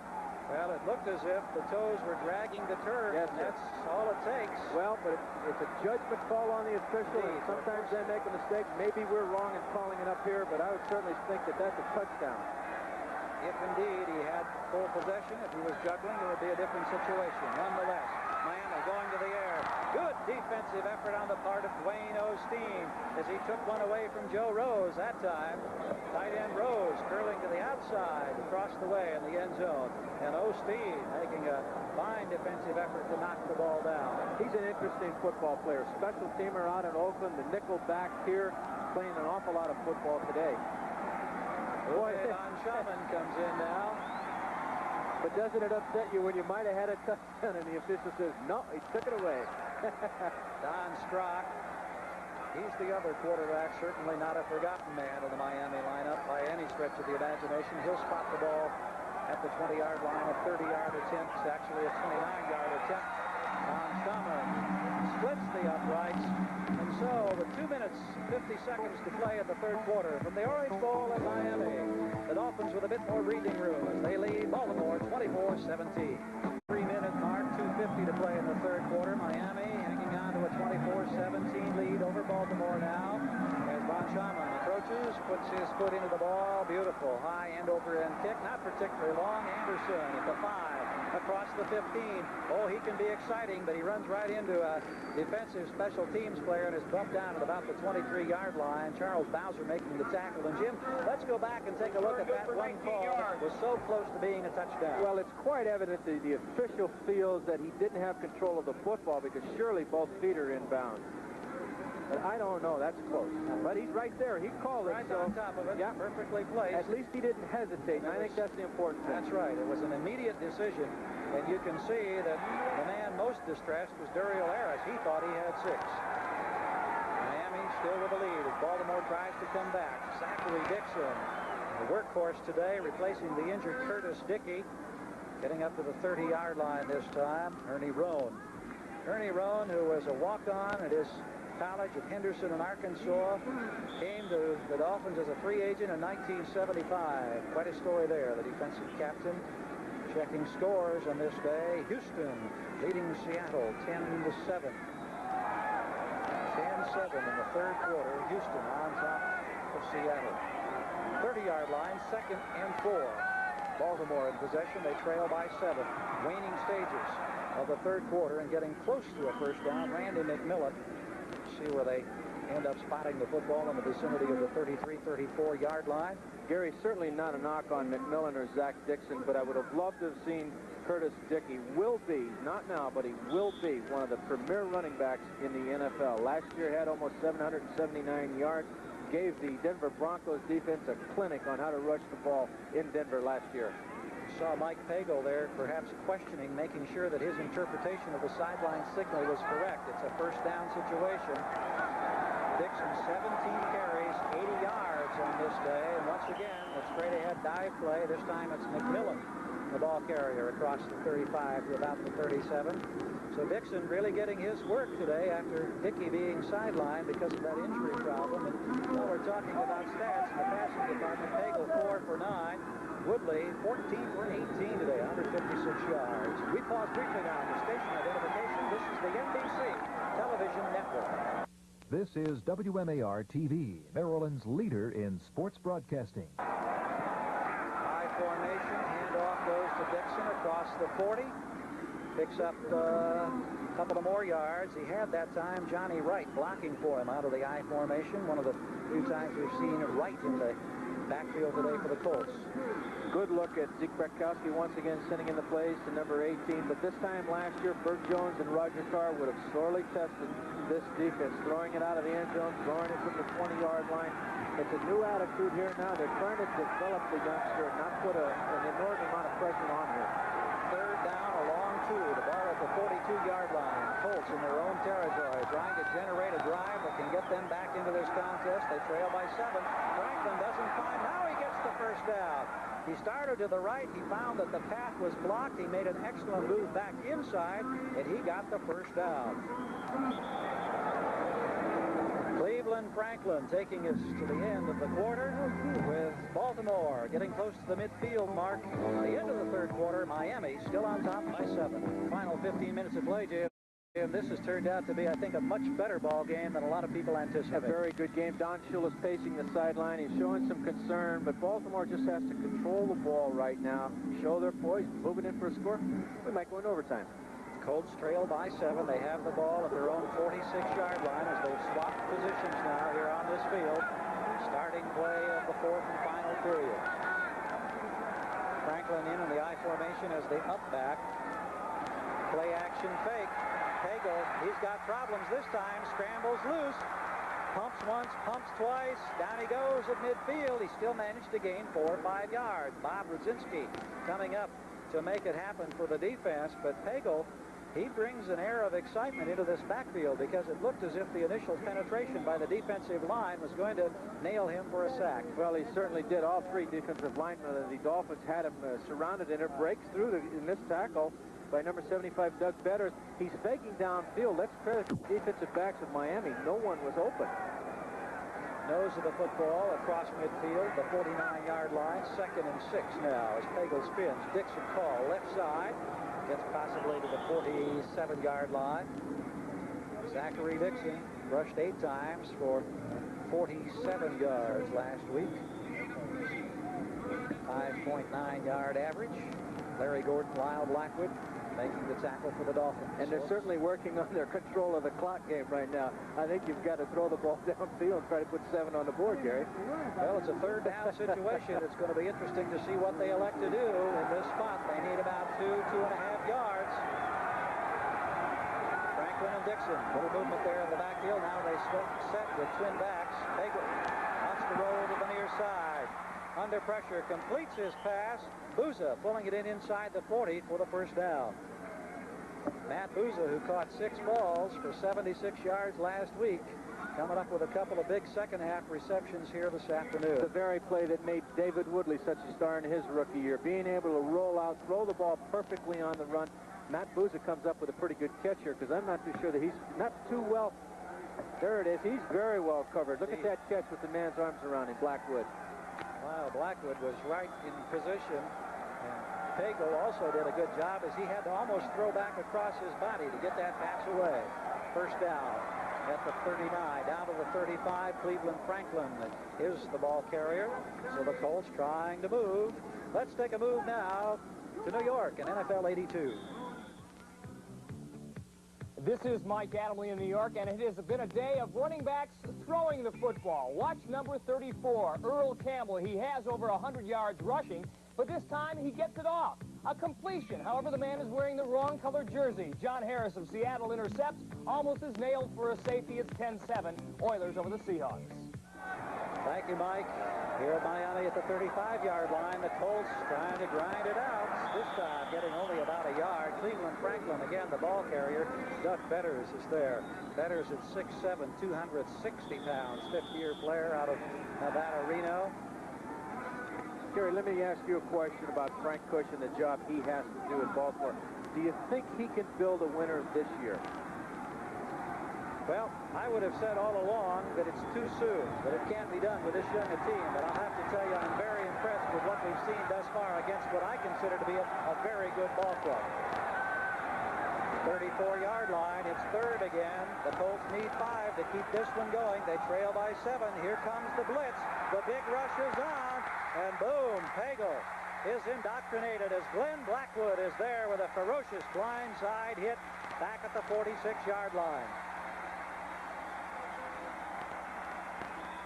You could see them bunching up on the defensive line, and here we'll get a look, and Pagel will have no clue this time because Blackwood comes in from the backside, and down he goes. So it's a 4th, and now a 16-yard situation. Tommy Vigorito is back in the deep spot, standing at his 10-yard line as we await the kick from Ron Stark. Stark standing back at his own 39.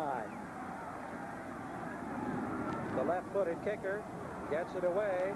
Vigorito's going to watch it bounce, and it goes into the end zone. So it'll be brought out to the 20-yard line.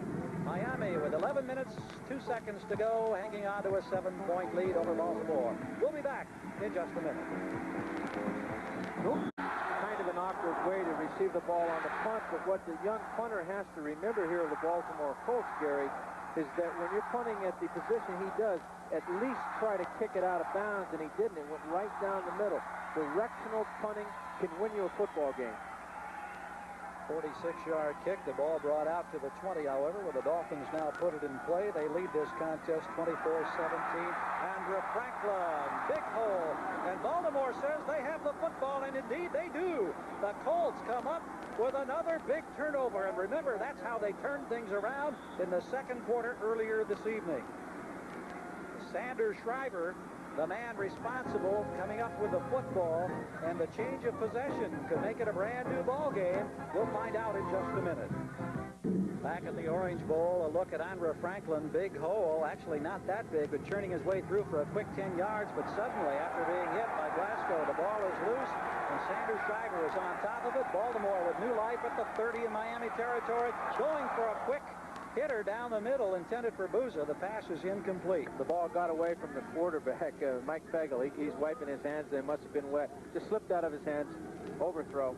You see Don McNeil with that right arm heavily bandaged. That arm was fractured, one of the hard hitters, and he has a little extra protection there on the right side. He was back there defending. Pegel now 6 for 12, 104 yards in this contest.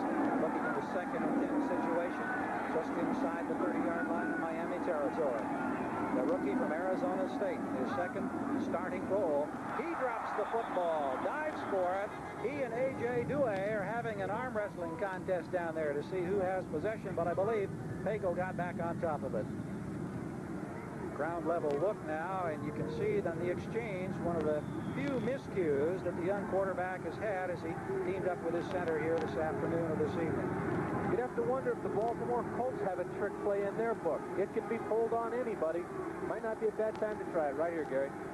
Markowski and Cush flashing the signal. It's 3rd and 11. McMillan. And now 3 receivers in for the Colts. 5 defensive backs, the nickel defensive back in for Miami. And this certainly was a big moment for Baltimore. And there is, in fact, the defense of Miami. Pegel under pressure. He looks for Booza. Can't find him. The ball is overthrown. And he had to step up and let that one go because Bocamper was providing pressure. And big number 77 was there to provide the hit. A.J. Due. Tremendous pressure on the youngster. He just let it fly. He didn't have anything else to do, overthrowing Matt Booza. Not enough guys in the pattern, Gary, to make a first down. Just one man out for the long bomb. Takes a good hit, but the pressure forces him to throw the ball way over Booza's head. Now, this is going to be a long attempt by Mike Woods, and you wonder why they wouldn't have tried it the last time, going into the easy end of the field to kick. Well, let's see. This one's going to be spotted down at about the 38-yard line. Will make it a 48-yard attempt. Certainly within his range. Ron Stark is the holder. Mike Wood hit from 51 yards earlier. Gets a pretty good foot into it. Oh, yes. No doubt about that one. So 3 more points goes up on the board. And we have 10 minutes, 7 seconds left to play in this ball game. The Colts pulled within 4. We'll be back for more action from the Orange Bowl right after these messages. Have migraine headaches and nightmares. Dave Krieg fumbles the center snap, a mad scramble. Houston's Mike Reinfeldt recovers in the end zone. The Houston Oilers now lead the Seattle Seahawks 17-7. That ball game's in the 3rd quarter. And here in the Orange Bowl, Miami leading Baltimore 24-20 with 10 minutes, 7 seconds to play. The Colts just getting a field goal from Mike Wood. And now they approach the ball. His kick high. It's going to be a little bit short. Heflin gets his first opportunity to run one back here this afternoon. Across the 20, he can be exciting. Still on his feet, down at the 25-yard line. And I thought for a moment, Jim, that maybe we were going to get something very big going there. Sure pulled it out last week for him with Vigorito taking one back on a punt return, 59 yards. Jim, this is an opportunity to watch just what the kicker does in the kickoff. You've been in this situation many times. You go to school and you study. You know that they can't hit you. You're the safety. Just make sure your uniform is clean. Don't let anybody touch you. Mike Woods did a good job of that. No one hit him. Well, wait a minute. The play's not over. Don't let him get frisky. At the 25-yard line, Miami with a 4-point lead. Less than 10 minutes to go at the ball game. The Dolphins trying to stay even with the Buffalo Bills in the AFC East. Ridley back to throw. Tony Nathan with a fine grab at the 34-yard line. Down on his feet. Barry Krause for Bowden providing the defensive coverage for Baltimore. 9 minutes, 40 seconds. You see the clock starting to wind down. A twilight game here in the Orange Bowl. It was 88 degrees at kickoff time earlier this afternoon. Fortunately, some cloud cover caved in. The breeze a little bit still coming through the open end of the Horseshoe Stadium.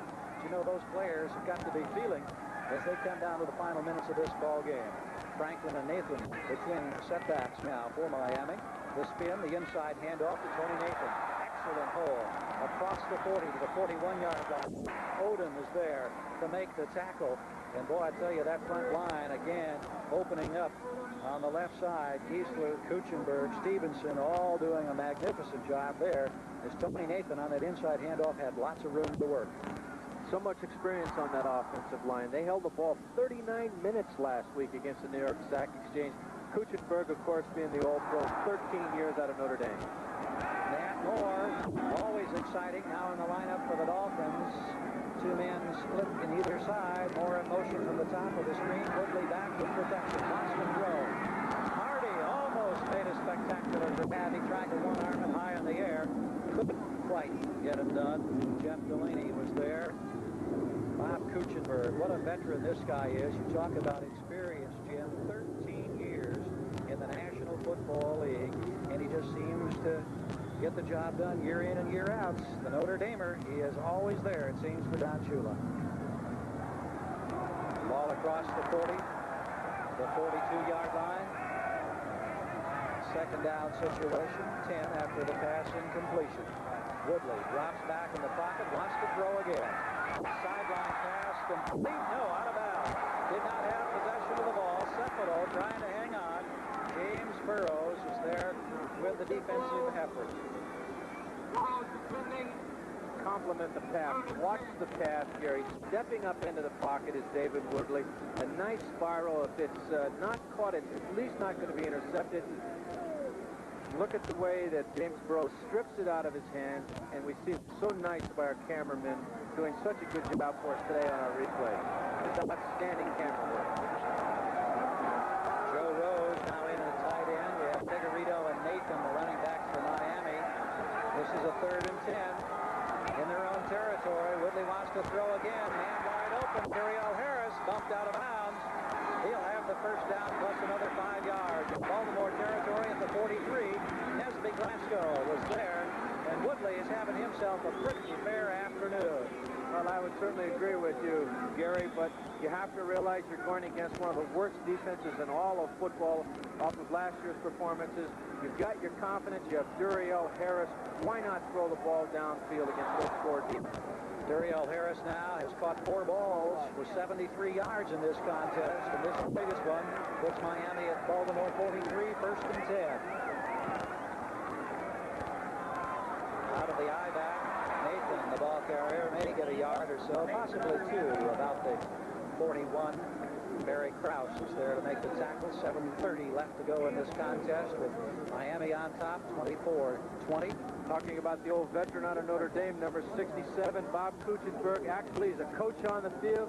Look at him make sure the defender stays totally out of the line of defense there. Cliff Odom trying to make the penetration around Kuchenberg, but not very successfully that time. Gain of 2, 2nd down, 8 needed for the Dolphins. They're at the 41-yard line in Baltimore territory. Cepolo this time in motion. Baltimore with a delayed rush. Woodley dropping a long pass on the near sideline, intended down there for Harris once again. Derek Hatchett running stride for stride with Harris. Harris out of New Mexico State, not really having a good chance to get a hand on that one. Let's check the scoreboard around the NFL. At the end of the 3rd quarter, San Francisco leading 21-14 over Denver. Houston on top of Seattle, 3rd quarter, 17-7. And also Detroit clinging to that 9-0 lead over the Rams in the 3rd quarter.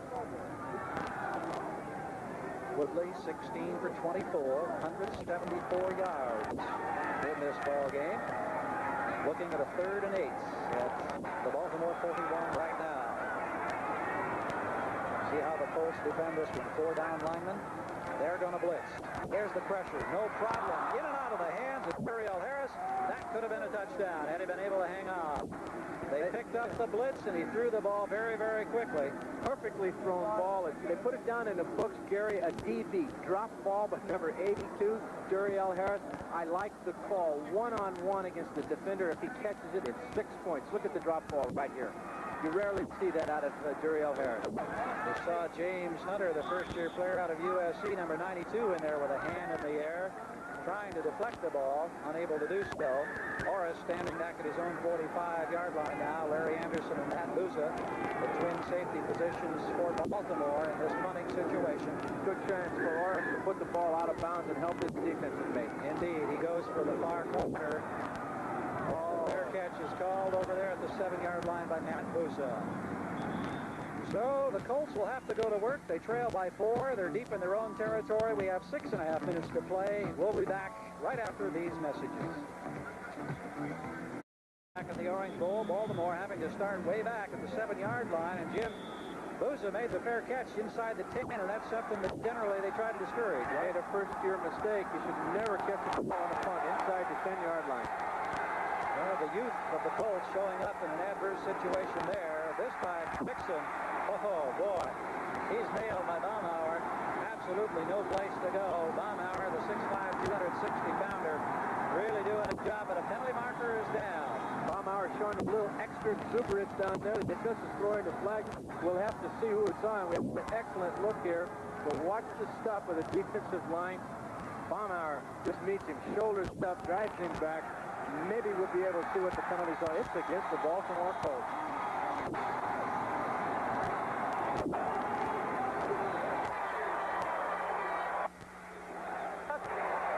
On the offense, dead ball foul, lost it down. What? Unsportsmanlike conduct on the Baltimore Colts on the offensive team. Must have said something to Baumhauer after he knocked him down.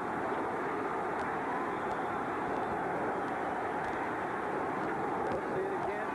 Baumhauer is showing his happiness over the great stop. There it is. Threw the ball at him and hit him. And that's a good call by the official. Well, once again, our crew coming up with the action after the play, and the Miami fans really roaring their approval now as Baltimore has been backed to the wall. They're at the 3-yard line. 6.5 minutes to go. The Colts trail by 4. That's the situation here now as they try to generate something. They're running out of time, and they've got a long way to go. 97 yards away from the score that would put them in front. And the Miami fans have come to life. And the defense is being urged on now, knowing full well that if they can pin them back here, make them kick or give up the football, it could be all over. Listen to this roar in the Orange Bowl.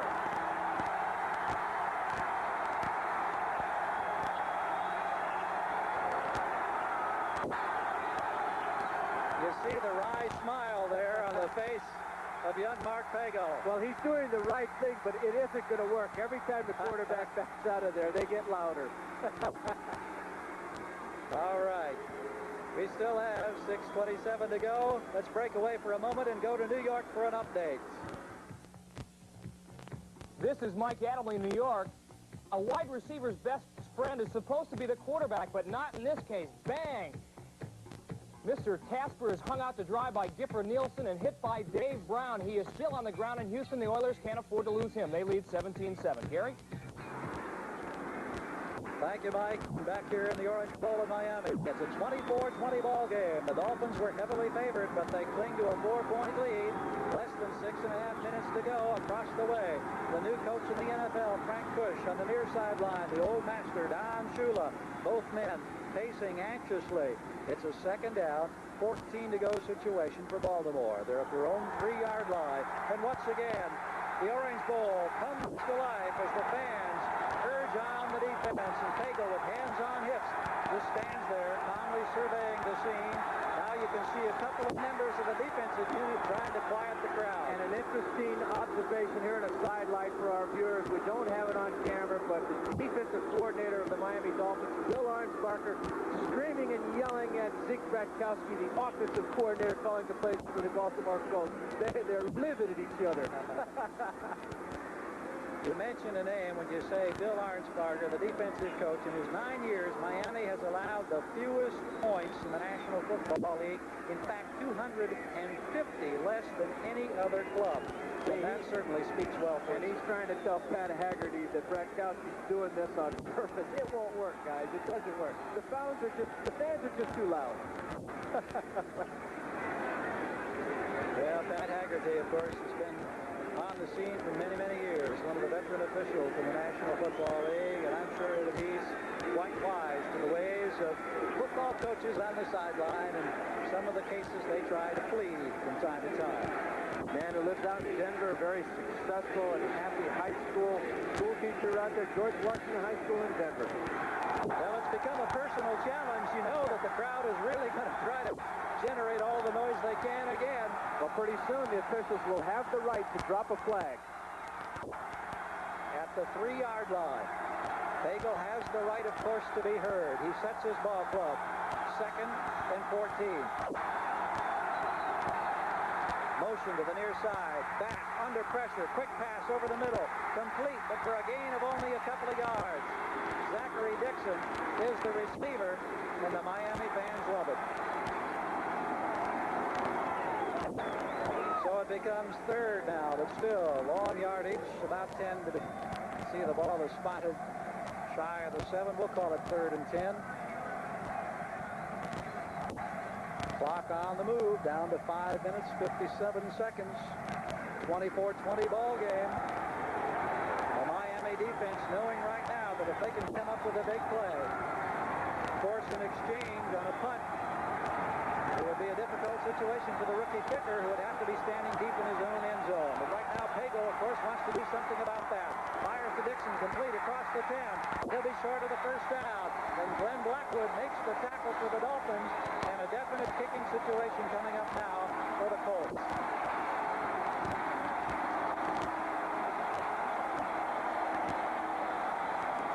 And we will find out if Ron Stark is billed as what everyone said he is. One of the greatest punters in collegiate history. We'll find out. He's into pressure, 2 yards into his end zone, and you really shouldn't make it a nice kick down to Vigorito. He's looking down the field at a single safety. Tony Vigorito. That's a tough do for a punter. Well, let's see if the Dolphins try to apply the pressure now. Stark had a 14-yarder off the side of his foot early in this ball game. Here they come. He's in trouble. Going to run with the football. Is there room? 15, first down, out of bounds. Gutsy play by Ron Stark. Oh, I like that. I just like what we've just seen. That was not a busted play. He took one step forward to keep the Miami Dolphin defense honest, and then took off around it. As you know, he was a decathlon athlete last year, one of the top athletes in America. Watch this. Okay, everyone thinks he's going to punt. He takes the step forward, looks back, and around he goes, makes the first yard. I just really like what we're seeing, Gary, out of the Baltimore Colts. We'll get another look at it now from the end zone. Boy, that's a Don Shula type call, I'd say. Look at this. But if Baltimore fans watching this certainly have to be excited.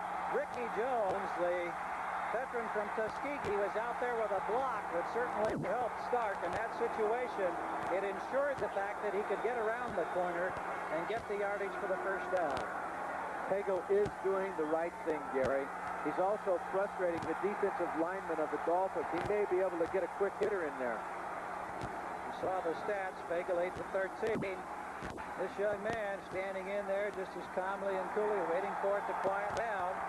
In the preseason, he had 7 touchdown passes. He didn't throw an interception. He earned the #1 starting job, and right now he's trying to rally his ball club. And I have a feeling on that punt play, at least the fake punt play, Cush was saying, milk this noise for all you can.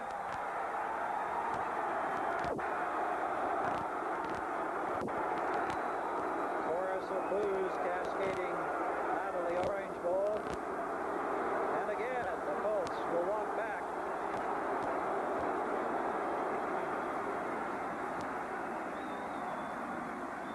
Frank Cush yelling at the officials to drop the flag, pointing to Mike Pagel to get off the line of scrimmage, bring the team back into the huddle. It never works, so as soon as they come back up to the line, Gary, there's Frank, and I think he's got every right, though I also believe he's told his quarterback, hey, play this for all we can.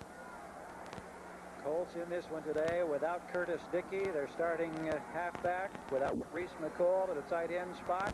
They spotted Miami a 14-0 lead. They battled back to take the advantage, 17-14. Miami right now with less than 5 minutes to go. Lead by 4, 24-20. First and 10 now for the Colts, operating at their own 20-yard line. And for about the 5th or 6th time, they've come up to the line of scrimmage now, trying to get a play underway. Dixon and McMillan are the setbacks. Long count, and Pagel wants to throw. Over the middle, incomplete. Incompleted pass to Zachary Dixon. Let's leave Miami and go to New York for an NFL 82 update. Okay, Gary, this is Byron Day back here at our NBC studios in New York. Let's take a look at baseball action. American League East, all the leaders won today. Baltimore going 10 innings to beat Cleveland. Now let's go to the standings. They didn't change a bit. Baltimore still down by 2, Boston 6.5. Gary, back to you. Thank you, Byron. And here in the Orange Bowl, the final minutes, 4:40 to go, a 24-20 ball game. The Colts 2nd and 10 at their own 20. The Miami crowd really getting into the spirit of this contest in the last few minutes as Pagel, the rookie, drops back. He's being pressured on the run, out of bounds. No opportunity to get rid of the pass. A.J. Dewey, Bob Brzezinski were there with the pressure, and the Miami people roar their approval once again.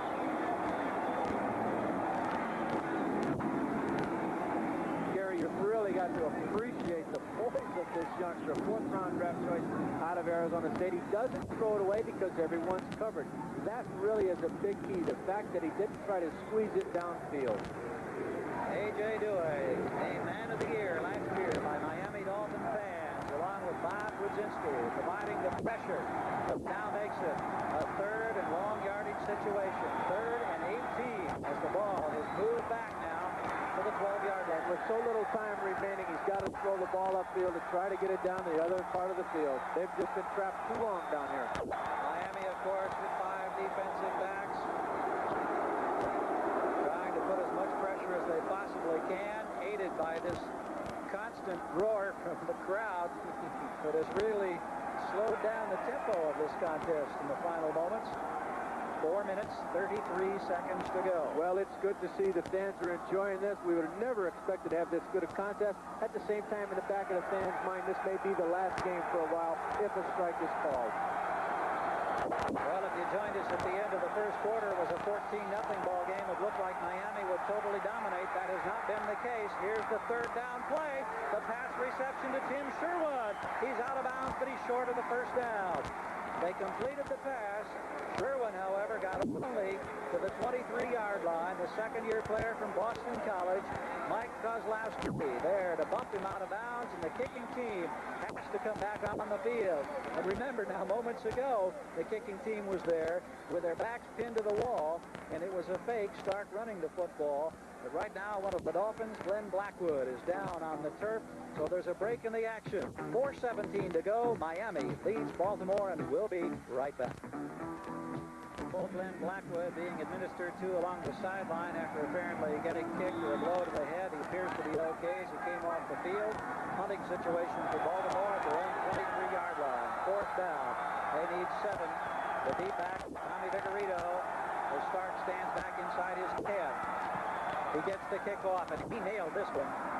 Long spiral, backs Vigorito up to the 27-yard line. Tommy looking for a lane. He gets around the corner, out of bounds, just short of the 40-yard line. So Stark cuts off a fine boot there as the Dolphins will go to work with 4:05 to go. We'll be returning to the Orange Bowl in just one moment. Back at the Orange Bowl, you see the coaching staffs up here in the upper echelons of the Orange Bowl talking on the headsets, trying to come up with a strategy that can make their club a winner. 4:05 to go. Miami in possession. They start now at their own 38-yard line after a 50-yard kick by Ron Stark. Woodley spins. Again, that inside handoff. Nathan breaking the tackle. Pops up there for about 4 yards. Initially, the man making the penetration was Hunter. Nesby Glasgow was the man who made the tackle, and the Dolphins on the ground now utilizing that clock as we move inside the 4-minute mark, and they managed to pick up a good 4-yard gain to the 42. You'd have to think that Woodley would allow his offensive line just to control the line of scrimmage, run the clock out. It's been a good game today, Gary Gerald. I did not expect it. Ronnie Lee, Bruce Hardy, 2 tight ends now in for the Dolphins. Stacking that lineup, they have a lone wide receiver, Jimmy Cephalo. Andrew Franklin, haven't seen much from him today, but he's up close to midfield, and he should have the 1st down. Franklin was the dominant force last week in the season opener. Donnell Thomas Thompson brought him down at about the 49-yard line, and it will be a first down. And Jim, you know, just thinking, one of those situations where earlier, before the ball game, we were talking about the strike and its threat and the possibility, its consequence. Funny how that's been lost in the last hour or so in the drama of this ball game. Still in the back of everybody's mind, though.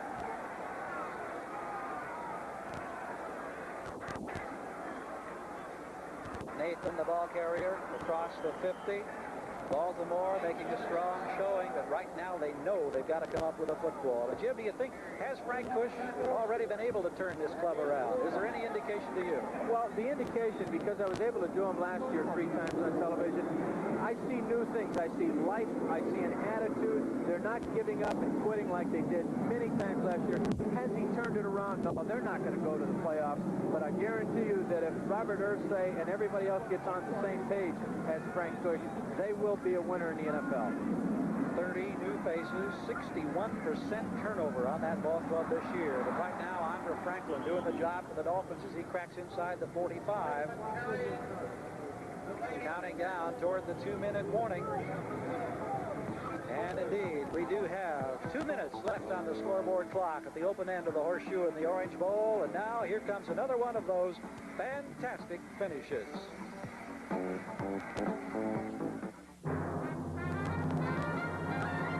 Alcoa presents Fantastic Finishes. 1978, Giants 17, Eagles 12. All Joe Pisarcik has to do is fall on it one more time. Wait a minute. What's this? A handoff. There's a fumble. The ball is loose. Herm Edwards grabs it and romps to victory. With less than a minute to play, Philadelphia stuns New York 19-17 with the miracle of the Meadowlands.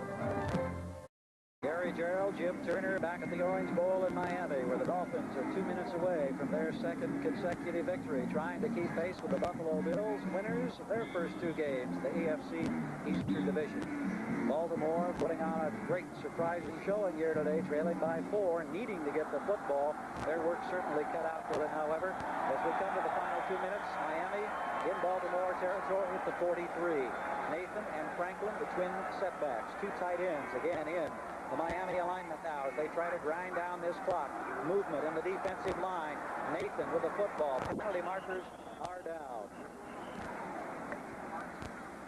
James Hunter with an initial surge there to make the tackle, but we saw some movement in the lines. Don't know if it was induced. We'll, of course, be finding out here momentarily from Pat Haggerty. That stops the clock with 1:54. The Dolphins are going to be very satisfied to run the clock out and take home a victory. If you can win the ball club and still play very poorly, as they've done, obviously caused by some excellent play by the young Baltimore Colts, and you still win it, then you've got a pretty good ball club yourself. Offside, defensive, number 92, first down. You know, it makes an interesting situation when everybody asks, why is Shula so special? I think it's the key to his success is the way he can mold separate individuals and put them on the field, and they play so well together. The way he rolls over the years with the new rules of defense and on pass offense, he just knows how to communicate. Don Shula coached teams that won 81% of their games at home here in the Orange Bowl, and they've just moved a little bit closer to another victory as they move inside the 35. Franklin, the ball carrier. Cleveland Crosby is there to make the tackle. Clock counting down. 1:41 on the opposite side of the field. Jim Turner, you talk about what makes Don Shula so special. How about the immediate goals of Frank Cush and this turnaround with Baltimore? Change of attitude. The bickering last year killed them. The key players didn't want to play. I think it's just a change of attitude, and we've seen it today. Well, a reminder now that coming up next Saturday, I'm going to be out in Las Vegas, anxiously looking ahead to NBC's coverage of the Caesars Palace Grand Prix, the finale of the Formula One auto racing season. The 1982 World Driving Championship at stake. Exclusive live coverage starting at 4 o'clock Eastern Time. And the current leader, K.K. Rosberg, hoping to clinch the championship with a strong showing. A victory could win it for Britain's John Watson. The Caesars Palace Grand Prix, 4 o'clock Eastern Time, except for those on the West Coast. We'll be seeing it at 4 o'clock Pacific Daylight Time, and of course only on NBC Sports.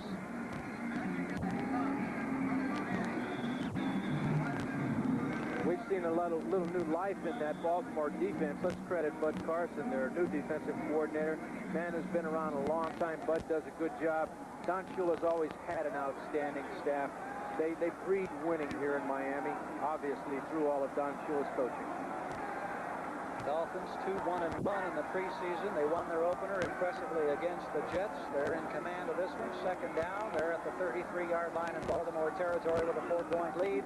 A minute and a half or so to go. Andre Franklin gets inside the 30. And he is going to be close to a first down. Barry Krause bringing him down. And Franklin indeed gets the first down as the countdown continues. 1:27. And you know that the hopes are fading quickly now for the Colts. They have to take another timeout. And next week, the Colts face the sack exchange of the New York Jets. Another conference game for them. Certainly, they don't want to go down 0-3 in the Eastern Division of the AFC West. Excuse me. And the Miami Dolphins are going to be on the road next week. They're going to be up in Wisconsin to go against the Green Bay Packers. And the beat goes on. And, of course, we hope it goes on. The talk of the possibility of a strike by the Players Association. And I suppose by tomorrow night we'll have a better indication of what we can expect. Coordinating producer of football is Ted Nathanson. The telecast of today's game has been produced by David Stern, directed by Lou Rainoni. Our technical director, Arnold Rand, and associate director, Sandra Weir. Ladies and gentlemen, we thank you for all of your cooperation and your help on a delightful afternoon and early evening here at the Orange Bowl. I want to remind you that the NFL report will be coming up with scores and highlights of all today's activity of the second week of the NFL season immediately after the conclusion of this contest. Gary, I think if a vote were taken of all the players right now, they would vote not to strike. But it's up to Ed Garvey and his executive committee. And do I think there will be a strike? Yes, I do. At the 27-yard line, 1st and 10 now, minute 25 to go. Miami with a 4-point lead and the football. This time, Franklin has nowhere to go. Fletcher Jenkins, no, I beg your pardon, James Hunter is the man there. The first-year player, the free agent out of USC, and he's had a very busy afternoon. Again, however, timeout having to be taken, an opportunity for us to remind you again that you'll be sure to want to stay tuned following the conclusion of this ball game for scores, updates, highlights, other contests around the NFL. Some big plays today. We have seen a couple of them here in the Orange Bowl. That touchdown pass from Pagel to Butler when he split the defenders. Tommy Vigorito's big play. And of course, a lot of football upcoming next week on NBC. Well, a very heady play by the muffed field goal and the pass by the kicker, Mike Woods, to his up-back, Barry Krause. Miami at Green Bay, Denver versus New Orleans, Buffalo and Houston, Seattle and New England. Just some of the games that NBC will be carrying on a doubleheader weekend next week. L.A. Raiders going to be trading long passes with the San Diego Chargers, so be sure to check the listings for the games and the times in your area. Superb coverage through the Super Bowl on a Sunday in Pasadena come January, all on NBC Sports. Certainly want to remind everybody of that fact, Gary. There'll be 3 of us at the Super Bowl, the 2 opponents, and NBC.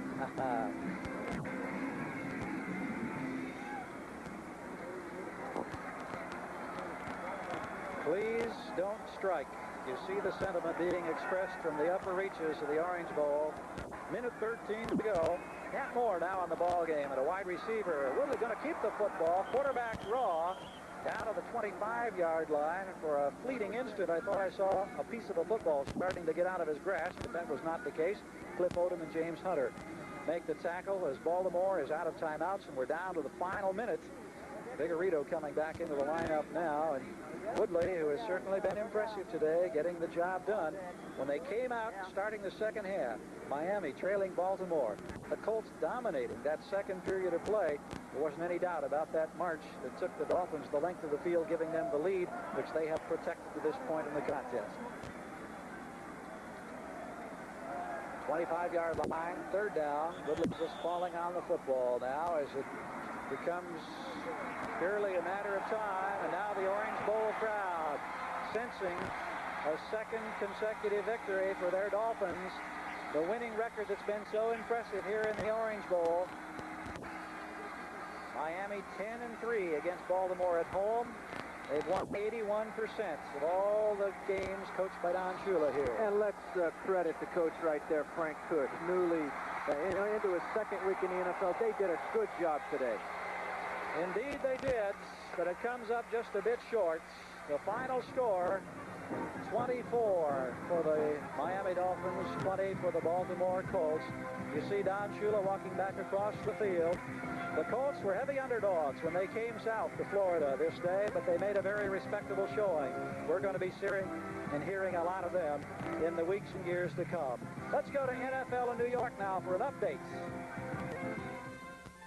Back at NFL 82 in New York, I'm Len Berman, and you have to give the Baltimore Colts some credit. They are 0-2, but they did put on a good show. The final there, as you saw, Miami beating Baltimore 24-20. We have lots of highlights, lots of scores, a terrific Sunday number 2 in the NFL. We'll be right back after these words from your local station. A promotional Looked like a touchdown. Both feet looked down for Dario Harris. The officials didn't see it that way. They got a field goal out of it instead. This is the Budweiser NFL Report, brought to you by Budweiser. For all you do, this Bud is for you. And it's a good thing that play didn't turn the game around, or that's all we'd be reading about tomorrow in the papers and seeing on the television replays. It is the first mildly, hotly disputed play of the year, but it really didn't affect the game very much, except the final score of 24-20 instead of 27-20 or 28. So there's our final score. 24-20, Miami over Baltimore. Don Shula had to be worried at halftime, but it turned around for him. Let's take a look at the second quarter. Here's where the fumbled field goal attempt led to the touchdown. Mike Wood to Barry Krause, of all people. 17-14 Baltimore at halftime.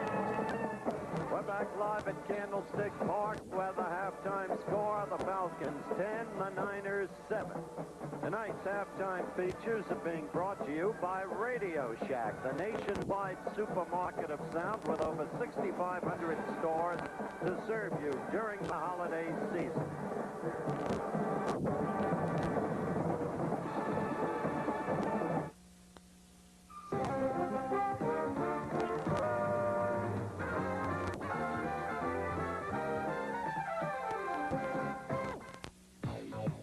Now the halftime highlights, beginning with Pittsburgh at Cleveland. We pick up with second quarter action. Cleveland leading 3-0. First down, 10 to go on their own 31.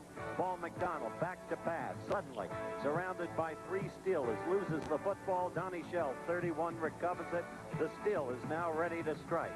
Third down and goal to go on the 6 of the opponent. Bradshaw had a terrible day. Second week in a row, 12 out of 39. Finally hit Stallworth, touchdown. The Steelers led it 7-3. Looking on from the sidelines, the man who through the years has carried Cleveland so effectively, Brian Sipe. Had he started, it would have been his 72nd consecutive game. But no, it was McDonald's day, because in the third quarter, watch Donnie Shell stumble. Number 31, Ozzie Newsome, went out on the 1-yard line. Johnny Davis, the ex-Tampa Bay Buck, bought in for the touchdown, and Cleveland had it. They finally won it 10-9. Then, in Philadelphia, at Veterans Stadium, the Eagles having a breeze with the Houston Oilers. First quarter, 0-0. Houston on their own 13. Manning threw, but Blackmore picked it off. Number 27 dodged 2 tacklers, went in for the score. That made it 7-0 Eagles. In the second quarter, 14-0 Eagles. Jaworski throwing deep. The rookie wide receiver, Mike Quick, number 82. Good leaping catch, touchdown, 21-0. A pitch out to Wilbert Montgomery, cutting right, away from 2 tacklers, going downfield, all alone. The man from Abilene Christian, 90 yards from scrimmage, the longest since the Juice ran 94 in 72. And so, Philadelphia poured it on. It finally moved to 35-14 Eagles with this screwy play. Casper lateraling it back to Manning. Manning running for his life. And Manning finally underhanding the ball to Mike Renfro. Watch this. They used to play this one at Erasmus Hall High School in Brooklyn. What a joke. All to no avail. Eagles 35-14. Some special Christmas gifts from Radio Shack. The Patriots against the Seahawks in the Kingdome in Seattle. 3-0 New England, second quarter. 53 seconds left in the half. Steve Grogan passing downfield to Morris Bradshaw. Pulls it in.